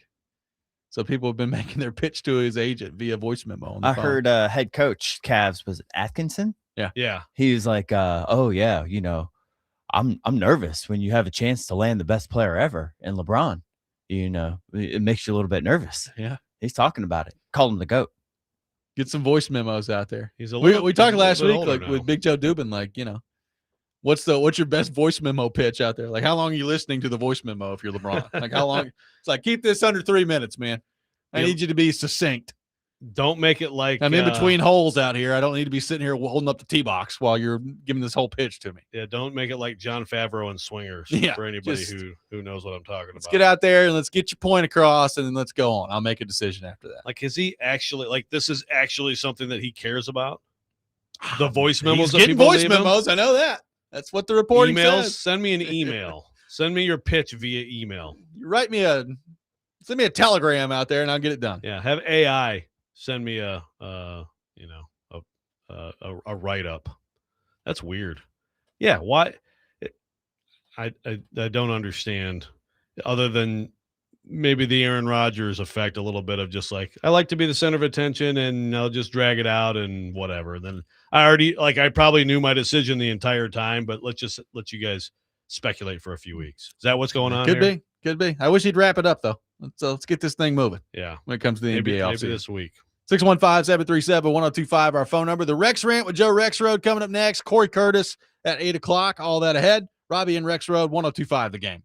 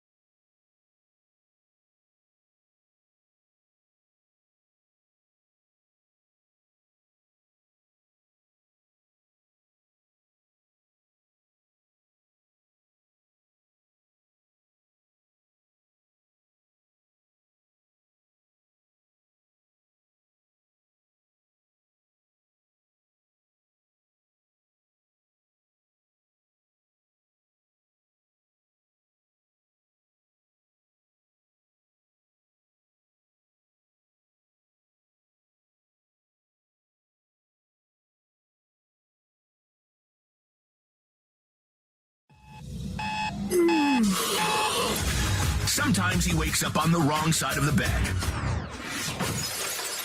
And sometimes he's just, well, Joe. Awkward moment. Let's do it. This is the Rex Rant, now on Robby and Rexrode. I did test the bounds of gout. Would you rather have foot pain, gout, or torn up stomach? Call me Little Joe. Little Joe's back. Little Joey. I like when you call him Joey. Hold on there, negative, Mr. Negative. I'm talking to my good friend Joey Rexrode. All right, you pipe down. I like Joey too. It makes me feel young. But if I lived in New Orleans, I would absolutely weigh 400 pounds. Let's talk about some love and sex. All right. We weren't gyrating in front of the camera. I can take some pictures. Oh, you make me sick. It is time for the Rex Rant, served by the wine cellar in Hendersonville. Joe Rexrode back in the saddle today for the rant. You get Big Joe rant at all? Big Joe rant? Yeah, a little bit. Okay. That's right. You guys were sharing rants. Yeah. I like that. We could share rants. Let me know, man. I just feel like yours are too special to really share with anybody. You know? Oh, yeah. Really quick side rant, because Eli was like, yeah, pitch for LeBron. We'll take Bronny. By the way, the Lakers have signed Bronny. Bronny is he is a Laker. He's separate from his dad. He's actually he's a rotational NBA player. I mean, I think a lot of people thought that it was all fake. I mean, again, he's never going to be a great player or anything like that, but he's fine. Yeah, he's all right. Yeah, I mean, he's a NBA reserve, but he's not like someone who should be Can't playing at the Yeah. YMCA, but his daddy got him it's you know what I mean? It got a little exaggerated out there, a little bit. I think so. All right, so last week I went to lunch and I ordered it was a chicken, Milanese, yes. Chicken Milanese sandwich, nice crispy, with a bag of chips and a cola. And it was $50. Oh my God. At this place is Italy. It was in the casino we were staying at in Las Vegas. $50 for a lunch that didn't even fill me. And this was the theme. This is the theme if you go to Las Vegas. And if I've ranted about this, I apologize. And I don't know, is it bad for me to be ranting on behalf of the tourism industry of another city when we live here in Nashville? I'm just saying, if people want to know why Vegas is dying, it is insanely expensive to go to Las Vegas now. Everything.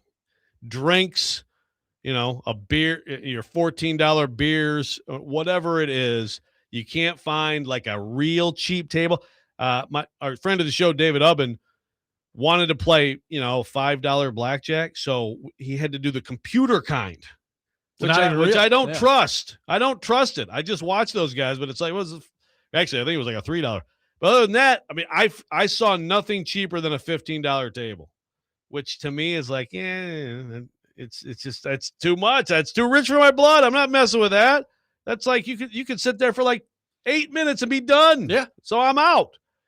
I used to go, Katie and I, long time ago, would go there, get a $50 room, $5 table, free drinks coming to you while you're playing this $5 blackjack, and everything. You go to a buffet, it's $9.99, whatever. I mean, you could go there, and yes, you might if you go down the wrong path there with the gambling, which can happen. Sure. But you set aside, okay, this is how much I'm willing to lose. Other than that, let's go have some fun, walk around the city. It's all you could do that. Now it is insanely expensive. Everything's expensive. So somewhere along the way, and I mean, you're walking through these casinos now. Again, this is old man yellow cloud type stuff, but they're just big shopping malls. It's just wherever you go, it's just all these different stores, and that's fine. But the city has been ruined, and it's kind of sad. And look, I blame the Golden Knights. You come in there, you just start winning everything. You change up all this consumerism. Is that what it is? Yeah. What happened? I don't What know. happened to Las Vegas? Someone help let me know. I don't know. Maybe that is it. No. I went for a long time without going out there, and it just blows my mind. I've never been. I've still never been. I've never been. Yeah. Yeah, from what you're saying, I really have no desire Doesn't to sound go. like we were thinking about trying to do a guys trip sometime. And my wife was like, why don't you go to Vegas? I was like, it doesn't really seem like our style, but I don't know about that. $50 for a lunch meal. Yeah, and the thing is, obviously, some of the novelty has been taken. Because I would have said again back in the day, I would have said do it because you go to a sports book and you put in your little bet, you get your card, and It's fun to watch some games and stuff. Amazing TV situation. It's a blast, right? But obviously, some of that novelty is gone because gambling is everywhere. So that's one thing that's not Vegas's fault. But somewhere along the way, they decided, well, let's charge people like they're coming to New York City. And I just don't understand how this helps them. And everything that I'm reading says they're struggling. So maybe figure that out. And I don't know. How do you put the genie back in the bottle? I have no idea. How do you put the toothpaste back in the tube? I don't know. But all I know is I would not advise people to do that. And a few years ago, I would have said, hell yeah, do that. That's fun. Yeah. Because it should be a cheap vacation. And it's just a matter of it used to just be very simple. We just want you out here with the hope that you'll go, lose your bleep on the table. Here's what I don't know. That's it. And that I would love. I have no. This is me just thinking out loud. Part of the appeal to Las Vegas for me, had I gone one day, would have been, oh well, I could go there and I could just pull up to a sports book and start betting on. And now I could just, if I want to, roll out on the phone and do it. And I wonder how many people kind of operate that way of, well, I don't need to go to a sports book. I just open the app on the phone and I'm not going out there spending all that money and doing that. Like that to me would have been part of the selling point of, oh, I love sports. I'll go out there. I'll set aside $150 or whatever it is. And I'll start betting on sports and just sit there and have a good time for a little while. And now like that, I don't have to do that. That doesn't even come up in my thought process now. Right. So well, first of all, that's why you have $5 tables. I agree. For make it more blackjack and craps and all those things. So the tables to me should be, and I understand there's general inflation. So $5 tables in my day, if there is 15 now, is that really that different? Maybe seems not. like a lot. But for me, getting my head around it, I'm like, ooh, that's a little. Oh, no thanks. Give me maybe a 10. Can I have a 10? But I agree. There's no question that's not their fault. But the sports books are really cool. They're huge. Yeah. So that's got to be the draw. But unless you got to give people a reason, you got to give people a reason. Someone's texting, what about the Sphere? Well, yeah, so Katie and I went out there for U2, which I bought her for her birthday. And that was the first time we'd been back in 20 years. And it is cool. So yeah, I mean, if there's a band you really like that are playing Sphere, I would advise you to go out there for that. And now you have the Golden Knights, and now you have the Raiders. So they have other things now, right? Yep. It's a more well-rounded city, but the core of that city, to me, has always been get people out here however you can get them out here. And now it's just like another expensive ass vacation. Well, they're about to have the A's too. Is it 2 years from now? The A's will be out there in Vegas full time. So there you go. Baseball. Yeah. I'm sure basketball's coming out there at some point. That'll be whenever the NBA expands. I'm sure that'll be the next place they expand is Vegas. And last week, I saw walking in Cosmopolitan, which I'd never been to before. Morez Johnson walking. Hey, you got Summer League going on right now. So, was the meal at least good? The $50 meal? It was good, but I mean, $50 for lunch. Now it wasn't $50. We did do a Korean barbecue later with a bunch of us, and then that average out, like shared plates, that average out to only like $74. But that's again, so if you get 10 people and do the shared plate thing, right? Then fine. But it's just way too expensive. Way too expensive. And I don't know. They got to figure something out. But I don't want to help Vegas too much, right? Like that we compete with them for bachelorette parties. I feel like we're kicking their butt right now. I feel like we probably are too. But I mean, if we want to get into that discussion, it's expensive down here too on Broadway. Good grief. Yeah, that's true. But look, big cities, downtown areas of big cities that are popular, like that's going to happen. It's going to happen. Right. Yeah. I mean, for that city to get people to come out to 111 degrees in July, like you got to have some incentive. Read the room a little bit, you know. Yeah. 615-737-1025 is our phone number. Cory Curtis from News 2 will be with us coming up next. You're listening to Robby and Rexrode, 1025 The Game.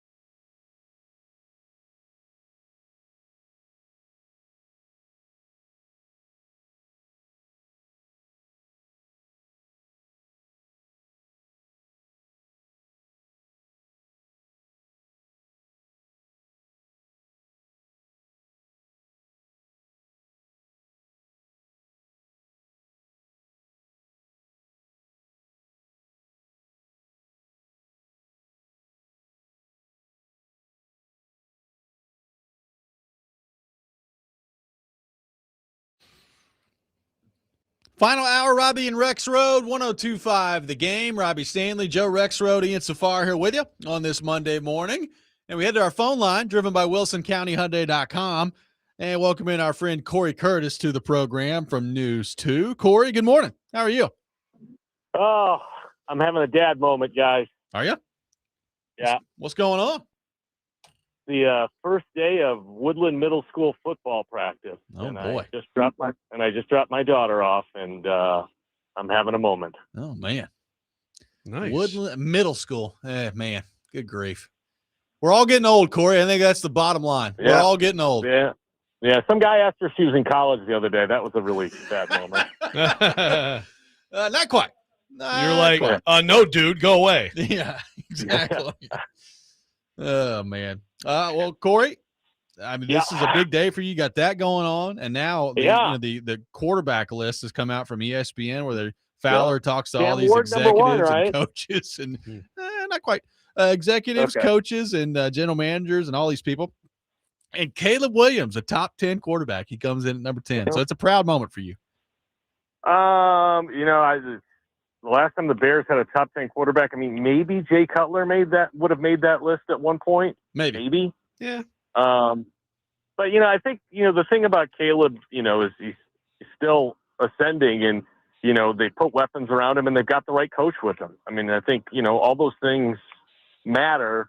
And then he also appears to have that kind of clutch gene, which is, vital for quarterbacks. Because, I mean, you guys know, we've seen a million guys come into this league at 6'5", 225 pounds and have a thunderbolt for an arm, but they just don't have it.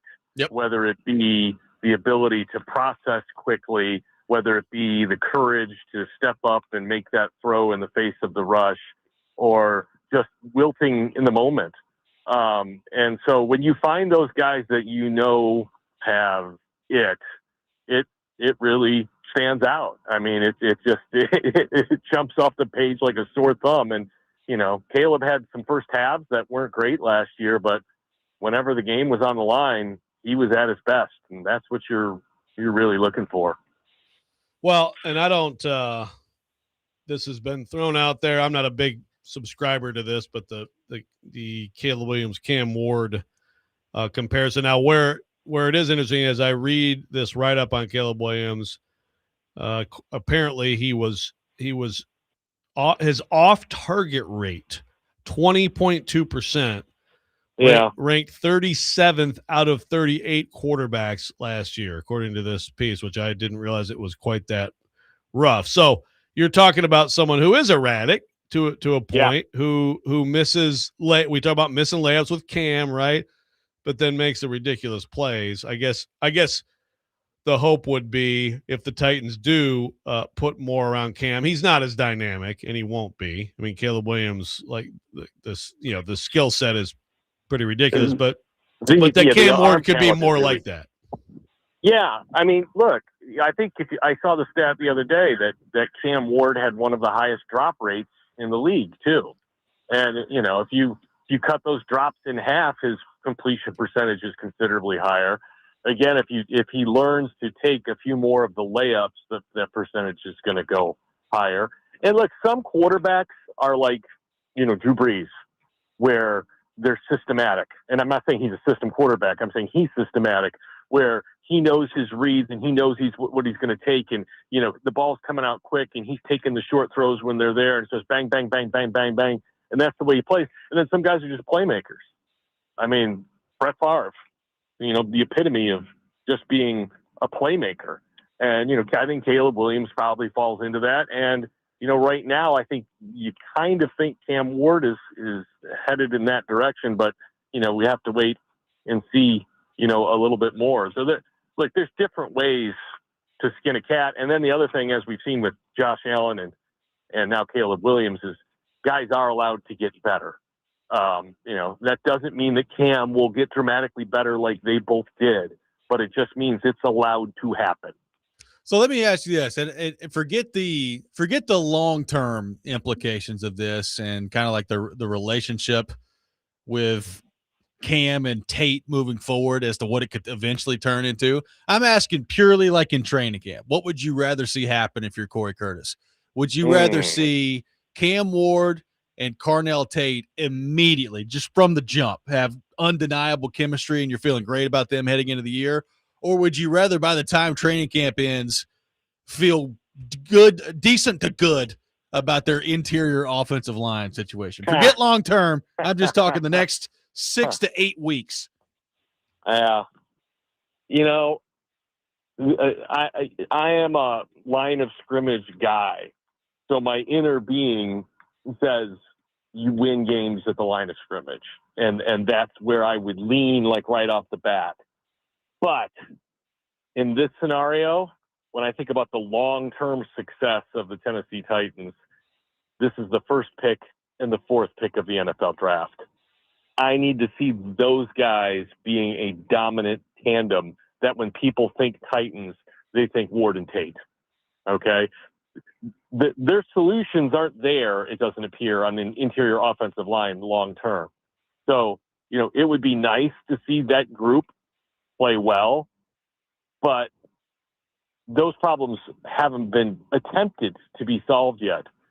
And if this problem isn't solved, the quarterback wide receiver one, then you've got a much bigger problem in my estimation because you've made the investment to do it. So speaking of the offensive line, Cory, and rankings, you got a Peter Skoronski here coming in here at number 9. Again, this is like NFL Exec, so it's not just like an ESPN ranking. First of all, this question was asked earlier, which was, okay, well, he's about to get the second deal. We don't see that a lot. At what point do you feel good, or do you feel good about him going 11 now in retrospect? But then also, I have to get your reaction to the guy right behind him. That would be number 10, Aaron Brewer of the Miami Dolphins. Your thoughts? Yeah, Aaron was an athletic center for the Titans. He just wasn't real big. He was great at the second level. He just didn't always anchor real well. But again, the Dolphins saw what they liked in him and accentuated it. Okay. And he was allowed to get better. So, credit to Miami for seeing, what was potentially there. Cause I know there were a lot of people here, one in particular, who was vociferous that Aaron Brewer was terrible and could never be a center in the NFL. That did happen. Yeah. I forgot about that. But yeah, he was. I don't know if he's still saying that or not, but we'll find out. But so good for Aaron Brewer. But I think there's a couple interesting things with Peter. Number one, he's the youngest guy on that top 10 at 24 years old, and I think that is extremely promising. For the Titans, that he's the youngest. The other thing that's on there that shocked me, he got at least one vote for number 1. Yeah. And so if he's garnering this kind of attention as an interior lineman on a really bad football team, that tells me the respect for him in the league is pretty hearty. And it tells me he's going to get paid a lot of money. I mean, a real lot of money. Oh, I'm totally with you. And look, as far as the being worth the number 11th overall pick, like I still, when you're talking about a guard, like, I need you to be all pro, Hall of Fame level player. But like we were going through this, Cory. I mean, he's unquestionably a guy that's worthy of a second contract here with the Titans. And that just hasn't happened very often around here when it comes to first round picks lately. I mean, you're talking about Jeffrey Simmons and him, and that's basically it in recent memory. I get the notion that you don't take like guards or whatever in the first round. I do. But I also, it's never a bad time to take a really good football player. It isn't. You take good players no matter what positions you have, what position they have, and they make you better. I mean, there's no question he's the cornerstone of this offensive line. It starts with him. And so, could you have taken Jackson Smith and Jigba? Well, yeah, you could have. Did anybody know he was going to be one of the top 3 receivers in the league when he was drafted? No. He looked like the best receiver in a thin crop that year. And it turns out he's just absolutely unbelievable. And, Peter Skoronski was a very highly rated player. And again, you can pick apart coulda, woulda, shoulda. The bottom line is, to me, in the first round is, did you get a good football player? Did you get a cornerstone piece of your franchise? That's what you need to get in the first round. And, with him right now, the answer is yes. And again, another guy who was allowed to get better. He's had some struggles his first year. He got better his second year. And then last year, he was pretty nails for the team. So I know you're also, like me, a soccer dad, Corey. So do you? I was. Now I'm a football dad. Yeah, That's right. You gone soccer dad to football dad. But do you care about the rest of the World Cup? Will you watch? Who do you want to win? I think this World Cup has been great in a couple of regards. Number one, the U.S. getting people's attention early and eyes on the screen was very helpful. And then it got them paying attention to the rest of the tournament. And then the big thing is the stars in this tournament have just absolutely been freaking stars. I mean, Holland, Messi, Mbappe, Harry Kane, Lamine Yamal, they have all been spectacular. And so a lot of people who may not, in this country, who may not have known a lot about those guys, now know a lot more about those guys. And so I think there might be more interest in watching some of these games from people because the stars have shown out. If the stars don't show out, you've got to have names to attach with teams. It's one thing to have Spain play or to have Norway play, but when people turn on Norway, they know they're going to watch Erling Haaland. That's different. Their eyes are locked in. They're looking for a dude. They're looking for Messi with Argentina. They're looking. And so I think it's been an effective branding for soccer because the star players have played so well. I will continue to watch it. France to me has been the best team from start to finish. England is coming on. Spain appears to be coming on, but I'll have to go with the team that's looked the best all the way around, and that's France so far. I'm with you. I think France is going to win. Although I will say, Corey, every time Messi touches the ball, I'm like, that guy can just change the game at any point. And I still, in the back of my mind, kind of think that he's going to score like 3 big goals here in the next couple of games and just vault them over the top. Well, you look at both of these semifinals. These are both championship caliber games. It's the first time in a very long time, maybe ever. I don't know what the numbers say. That FIFA's gotten through the top 4 teams going in. These are the top 4 favorites going into the tournament, and they've all pushed their way to the semifinals. Now, some would complain about the way they got there, but quite often that's sour grapes. Corey, thank you, sir. As always, we appreciate you taking time to be with us this morning, and we will talk to you next week, a week closer to training camp. Yeah, we're almost there. What is it? 10 days till rookies. Yeah, getting close. Rookies. Football season right around the corner. Thank you, sir. Corey Curtis with us every Monday morning at 8 o'clock here on the program. We'll react to what Corey had to say coming up next. Take your thoughts on the Titans, Robby and Rexrode, 102.5 The Game.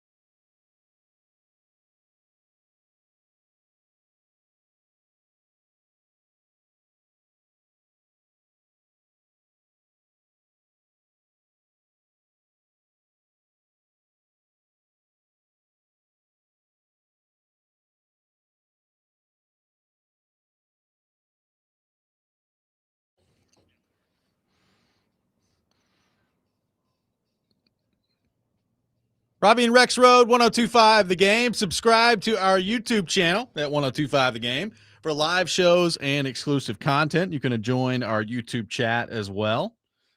We got people on the YouTube chat upset with Cory's perception of Jackson Smith and Jigba. Says he was an elite prospect. He did go 20th in the NFL draft. Yeah, but I remember a lot of people arguing about him, probably one of the more polarizing Ohio State receivers over the last few years, right? I would agree. Yeah, which is why he went 20th.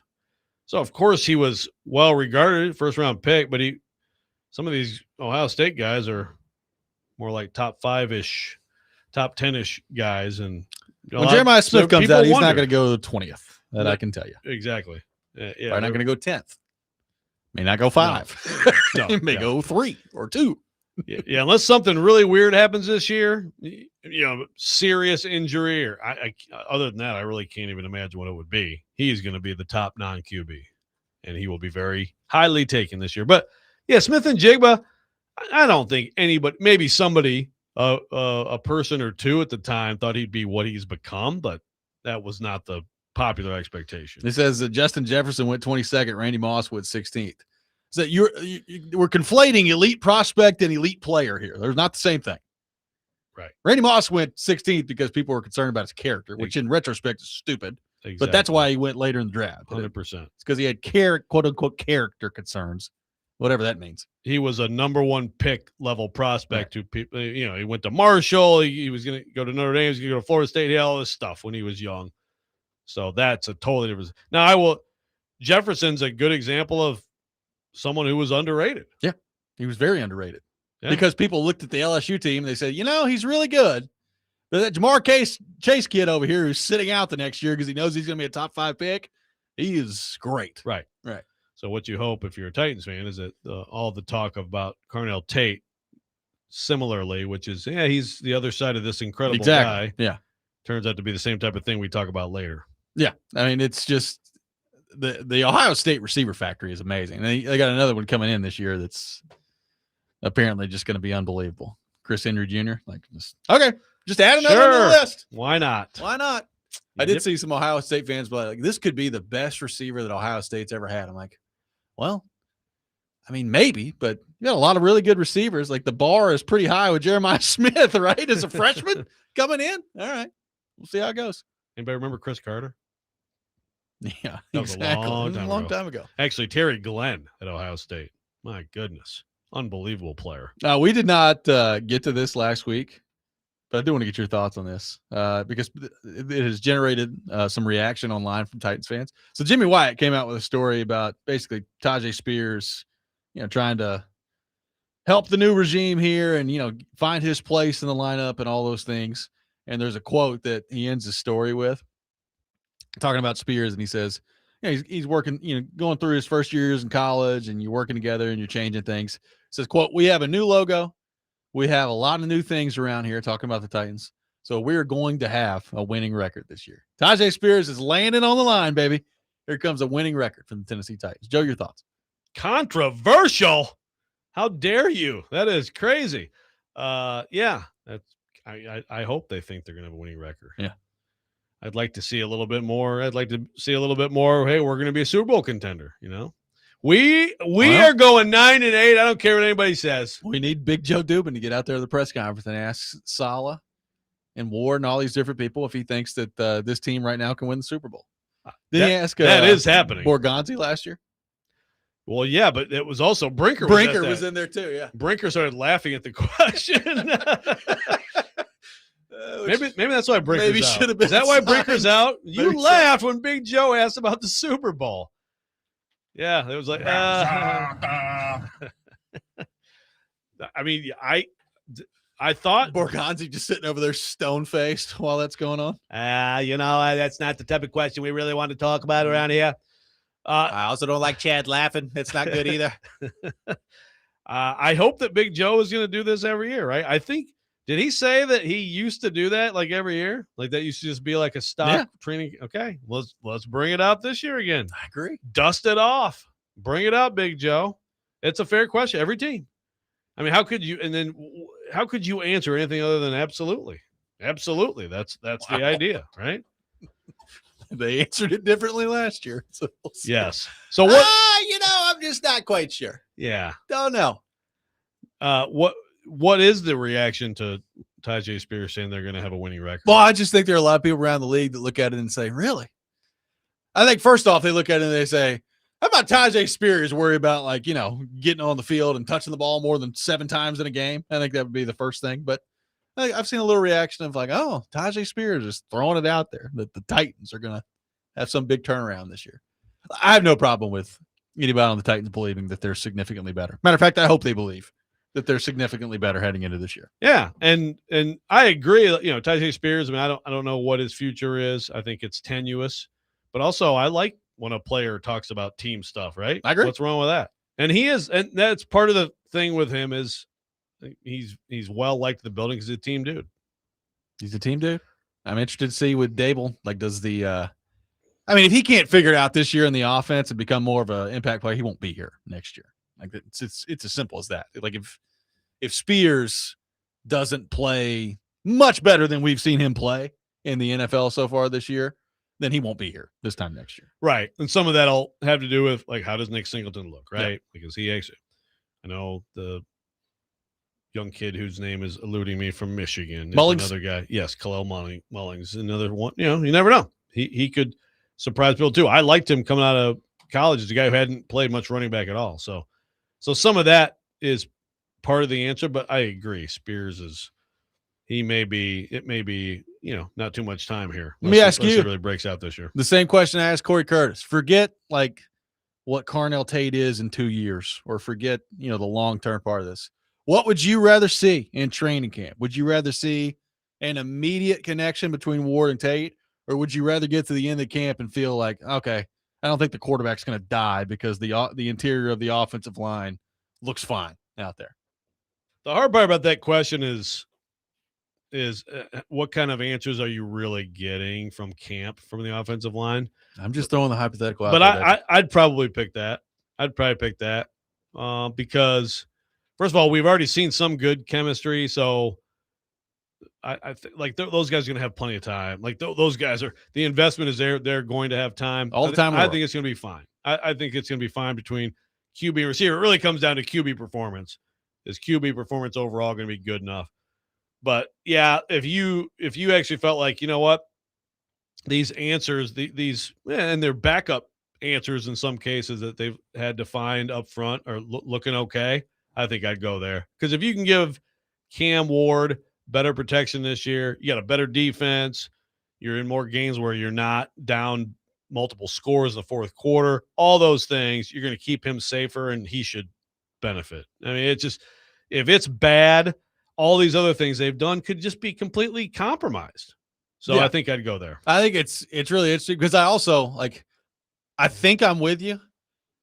However, I've also been preaching all offseason long about how when's the last time the Titans had a first-round pick, particularly a high first-round pick, that came in and was immediately impactful. And I'm talking from the jump, not 8 games in, not 15 games in, not 2 years in, immediately impactful. It's been a while since they've had that. Other than QBs who played right away, like Marcus and Cam. Right, but neither one of those guys were all that impactful their first year. Like, they were on the field.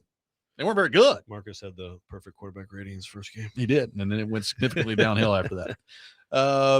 It's been a while since they've had it did not take long, and this wasn't a first-round pick, it was a second-round pick. It didn't take very long to look at A.J. Brown and say, oh, that's a little bit different, right? Like, they need that from Carnell Tate. Yeah, and like Derrick Henry, you saw the talent, but he was still your backup running back. So it's like here and there you'd have a big run or something and be like, ooh, man, what could this guy be someday? But not the same thing you're talking about. No, they need it. I mean, Skoronski, now he looks good. He's going to get that second deal, all that stuff, top 10 offensive lineman. It took him a while, though. Yeah. No, his rookie year was not very great. Good. Yeah. No. Will he set the market for a new contract? Skoronski? Probably, right? Yeah. It's kind of how it works. Yeah. Yeah, there's no reason to think he wouldn't. He'll right? set it for about, 3 weeks or whatever it is before the next one gets to the deal. Especially at 24, having really not had health issues. Right. He had the appendectomy. Yeah, but I would say. So I would say for sure he will set the Linderbaum market. got 27 per, as the center. Wonder if he goes over that. He might. And correct me if I'm wrong, and I could be wrong here, but if we separate those two positions, I mean, center, I would think the top centers make a little bit more than the top guards. I would think so. So if we're set, I mean, Tyler Smith, right? Tyler Smith gets paid $24 million a year. Yeah, and he's number one right now. Yeah. Yep. For guards. Yeah, he'll and top Trey that. Smith is right behind him. Yep. Trey Smith, Titans could have got him. He could have. Sorry to keep. Could have a heck of a guard combo right now. Imagine that. They wouldn't even need a center. They could have Put Aaron the ball on the ground and have Ward pick it up. Aaron be fine. Aaron Brewer's skinny little cousin play center. Be fine. 615-737-1025. We'll continue to take your thoughts on the Titans. Plus, a scenario that's been tossed out there that might just totally destroy ball Twitter. We'll get into that. Robby and Rexrode, 1025 The Game.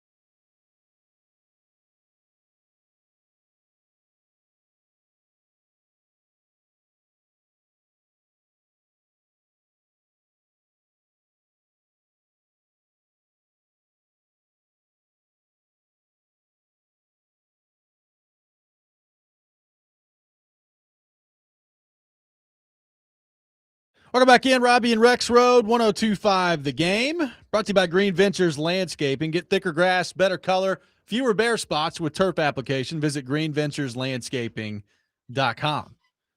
taking your thoughts at 615-737-1025. Dylan says, I feel like without a doubt, you have to choose the offensive line. It's better protecting Cam. Cam has to make plays with almost any receiver because he has the ability to scramble around, make things happen, or run if he needs to. He can have a great connection with Tate, but that doesn't really matter if he's getting smeared every time he drops back to pass. I agree. Now, I would also say, from the standpoint of the quarterback, you need to be able to have some sort of connection with every receiver. There are certain guys where it's different, though. Like the most important connection long-term in the franchise is him and Tate. I mean, I don't think there's any doubt about that. So that's why, like, I phrased the question the way I did, because if you're going long-term, I mean, there's no question. It's Ward and Tate. I'm talking, like, within the next 8 weeks, what would you like to most see get figured out first? Tate and Ward or the offensive line? And I think you could go either way with it. Yeah. Yeah. And look, 25, 26 NFL fan bases think their offensive line sucks. Yep. Some are right. Some are a little bit overstating things, but you can have bad offensive line play and still have great quarterback to receiver work and still move the ball. Like, yep. You can compensate. It does happen. So yeah, overall, like you said, long-term, that connection being special is probably as important as anything. But yeah, I do go offensive line short-term right now, just in terms of if it's really solidified, and training camp could lie either way, but if it's really solidified, I think it just gives Cam on his own such a better chance this year to really make strides and really be able to show who he is as a quarterback. People talking about the last time they've had a first-round pick that came in and, like, instantaneously you're like, wow. Kristen Nashville says Vince Young. I mean, I would say definitely Chris Johnson. I mean, oh yeah, Chris Johnson got handed the ball one time in a preseason game, took off for like 60 yards. I was like, geez, look at that guy. So, I mean, Chris Johnson, pretty good right from the jump. I'm trying to think of first-round picks they've had since then that would also qualify. Yeah, I mean, obviously, Lawan's different, but even he took him a while to, not get 16 personal foul penalties every game. Conklin. Yep. Conklin would be another one. Conklin came right in, started, was really good. That would be 10 years ago. I mean, even Simmons was hurt for like half his first year. Yeah, he was not. And you knew that was going to be the case. Yep. But Rashaan Evans played. I guess. I mean, he played. He was okay. Corey Davis was okay, but it wasn't as exciting. Of course, he was coming off the foot break, the broken foot or whatever, broken ankle, whatever it was. So there was a little bit more of like, okay, give it a little bit of time too. But yeah, Conklin, and there, it's slim pickings through there. I don't remember like how good Derek Morgan was like right away. Yeah. He was a good player here. Kenny Britt. They need Tate to be pretty quickly. I mean, look, he took him 4th overall. You need Carnell Tate to come in pretty quick this year and be the best receiver on your team. Especially like we've talked about, they've got decent depth at wide receiver right now. Like you're feeling pretty good about the depth they have, especially compared to what it's been. But like it shouldn't be asking a ton for Carnell Tate being drafted where he was drafted and the skill set that he's got to come in and be the best receiver on this team fairly quickly into his NFL career. Doesn't have to be week 1, but fairly quickly into his career. Like the opposing defense, when they're trying to figure out how to stop the Titans passing game, the number one thing they need to be focusing on is, all right, how do you stop Tate? Yeah. Right? Yeah, for sure. Like Wan'Dale Robinson's going to get a lot of catches. More usage probably right away, and that's great. He's going to be almost like an extension of the run game. And of course, you hope that actual run game is part of it. And if Calvin Ridley is out there making plays, that's great too. Take a little bit of pressure off him. But yeah, early on, you need to notice him. You need to see him. He needs to make plays, and I'm pretty confident that he will. He'll be on the field making plays. Dennis said Isaiah Wilson made me say wow, but for different reasons. Different kind of wow. Wow, did he just get absolutely plastered out there on the field goal team? Well, oh wow, about that. He actually was able to make it on the field for an extra point. What was he out there? Was it 4 snaps? I think it was 4. I got to go back. I that sounds right. I think it was 4 snaps. I bet you I could find some funny stuff that I wrote from like his first training camp. Like, wow, you can really see the just the talent raw here talent on is display. amazing out there. Yeah. It's good stuff. Dylan says, here's a fun question. When's the last time we didn't have to worry about the Titans offensive line for the Titans in an offseason? 2019, maybe 2020? You know, the funny thing is, even like, I'm trying to remember, because remember Conklin tore his ACL. So I want to say even like going into the 19 season, or no, maybe not. That's right, because that was after the 17 season. They lost to New England. He tore his ACL in that game at New England the night that what's his name looked like a world beater, and they're like, "Oh, we got to have Deion Lewis." Yeah. So maybe going into it's been a while. A long time, man. Yeah, It's been too long. I mean, you certainly felt good about it, but even like in 19, they went and signed Saffold, and if people remember the first few games of the 2019 season, he was terrible. Now he ended up being really good. He was, yeah. And you had Nate Davis Yep. over there. Man, it ended up being a great offensive line by the end of the year. But even like the first month of the season, it was like, is this the worst offensive line in the NFL? Michael Madison says Isaiah Wilson played 4 snaps, 3 in victory formation, and 1 on the PAT that he got bulldozed on.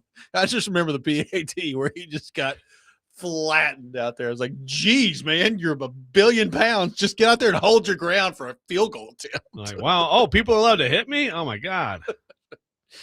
Oh, man. Going down memory lane on that one. Yeah, that was good stuff. I mean,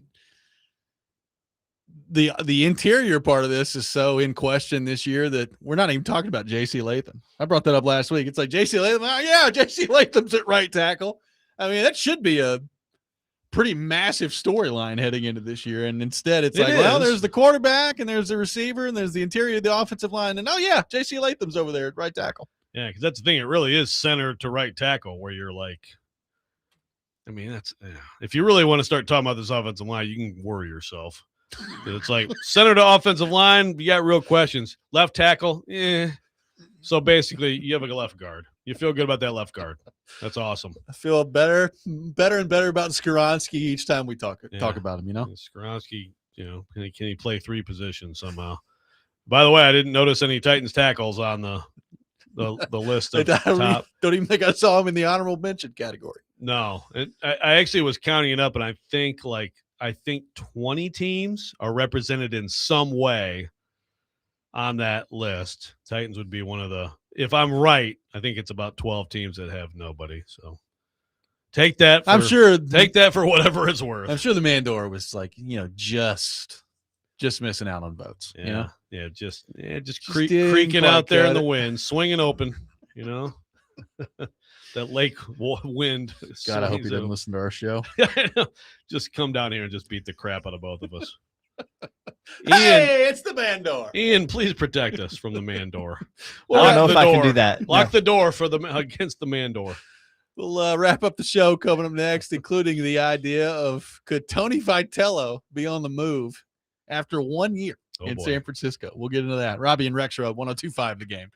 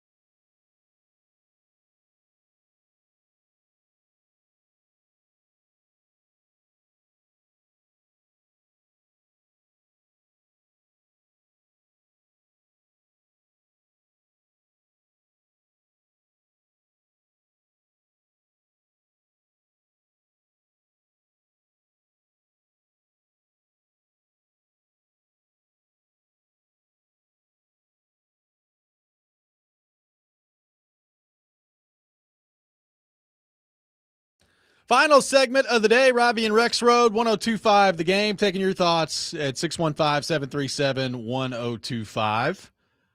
Bob Nightingale, friend of the show from USA Today, is putting like his all-star piece together.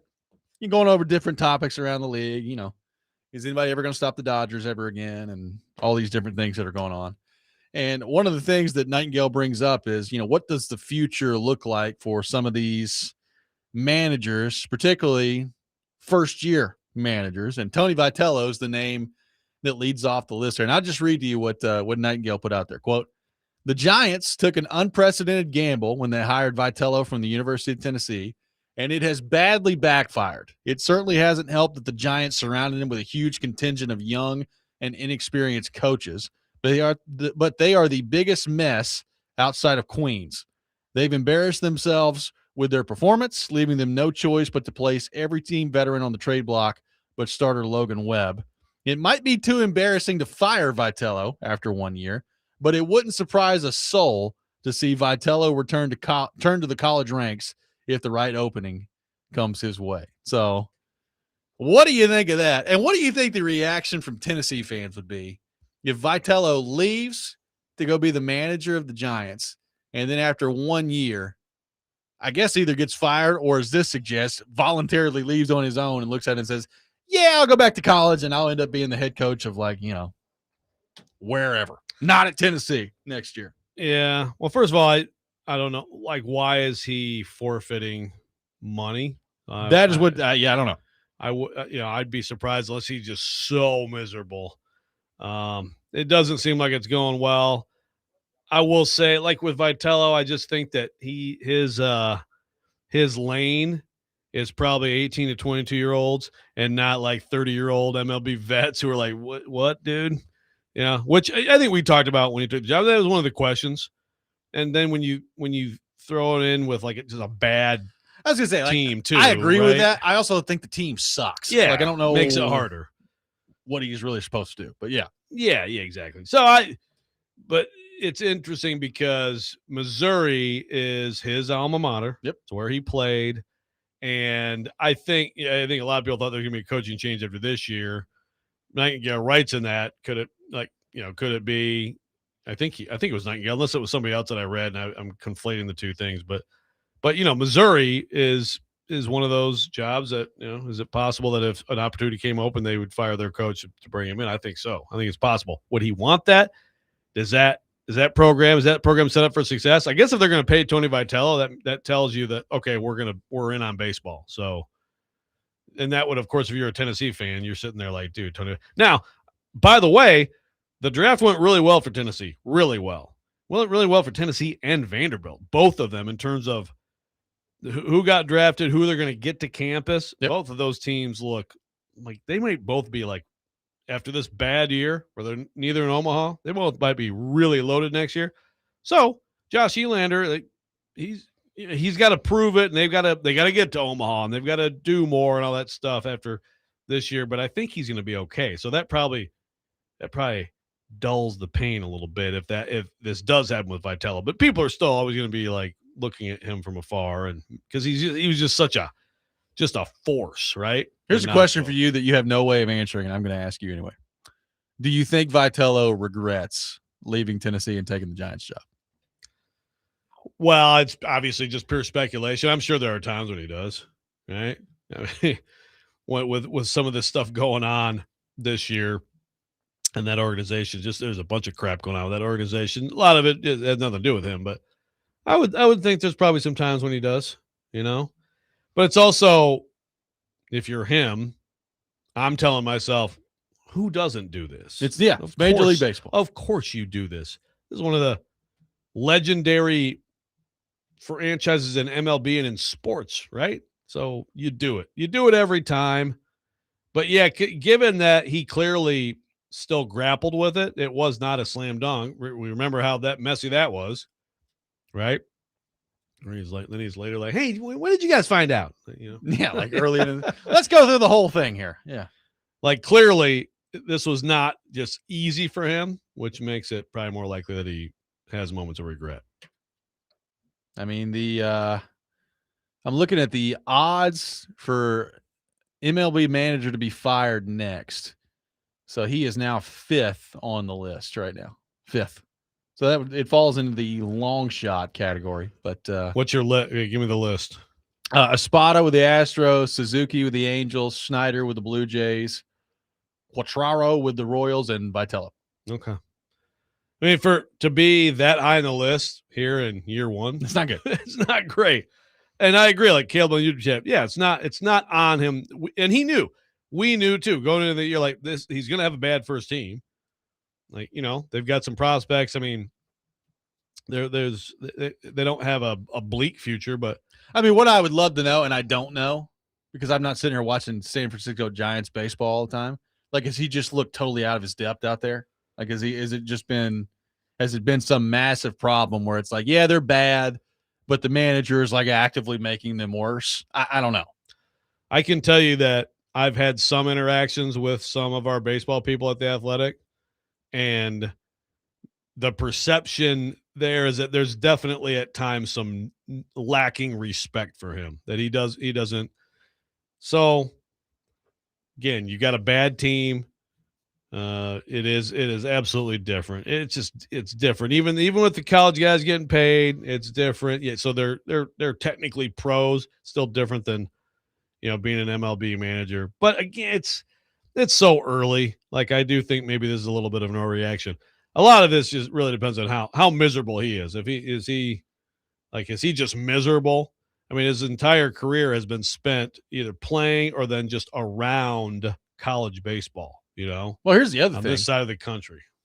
Let's say he gets to the end of the year and he decides to go back into college.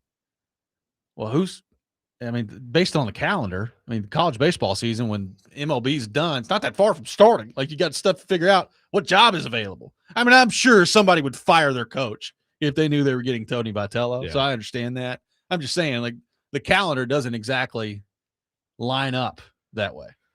No, it doesn't. But yeah, like, for example, would Tennessee look at Elander and be like, hey, man, we love you. You can be an assistant here. Can we pay you the same? Yeah. Yeah, you beat Tony's guy. Yeah, that's the thing. You can't do it. Carrick Jackson. So I think he's going in 4th year at Missouri, and I think he's viewed. It's kind of a lame duck situation. So that would be one of those. Easy. Yeah, that'd be one of those, which happens sometimes. Or it happens. Calendar's weird, and like a Dusty May leaves Michigan. Like a week ago, right? So. That would be, and obviously, if you're a Vols fan, the idea of him not just like, oh my gosh, he left for a year, but then for him to be back in the SEC against. Well, I was going to say, it's definitely lining up for avoiding the ultimate doomsday Vol Twitter totally meltdown scenario, which would be like Corbin retires and Vitello steps in at Vanderbilt. Like, I don't think that's going to happen if it makes it to the end of this year. No. And by the way, the only way that happens, I would wager, would be that also every single other decision maker who's currently at Vanderbilt is no longer. Yeah. That would be, I'm trying to think of that would be like, I don't know, the Preds, like making like Corey Perry the captain. Yeah. Or something there's just no way in hell that those people would want anything to do with it. But yes, what a nightmare for Vols fans. But it would be, like, you think about Tony, like Arkansas fans forever. Yeah. Like, oh, he's eventually going to be our coach. Like, if that ends up happening or something, like that timed up or something, that'd be tough for the Vols fans. But Josh Elander, he's going to have a really good team this year. Just telling you guys. So it's not sounding like things are going to end well for Vitello in San Francisco. Well, who knows? This is All-Star break of his first season. And I think it was a totally understandable thing that Nightingale wrote there, but a bad half year, these things can happen. A bad first year, it can happen. And then you can stick it out and things can get better. My guess is he's back in San Francisco next year. And then, next year, if it continues to be terrible well, then you're probably going to get fired at that point. Exactly. Right. Then that's on the table, but it would be rash and like embarrassing for all involved if it ends after 1 year. That's not good. Yeah. Not what you're looking for. That does it for us today. Rexrode, welcome back to the program. It's good to have you back on the show. We'll be back 6 a.m. tomorrow. Next Man Up with Jake Lyman coming up next. You're listening to 102.5 The Game.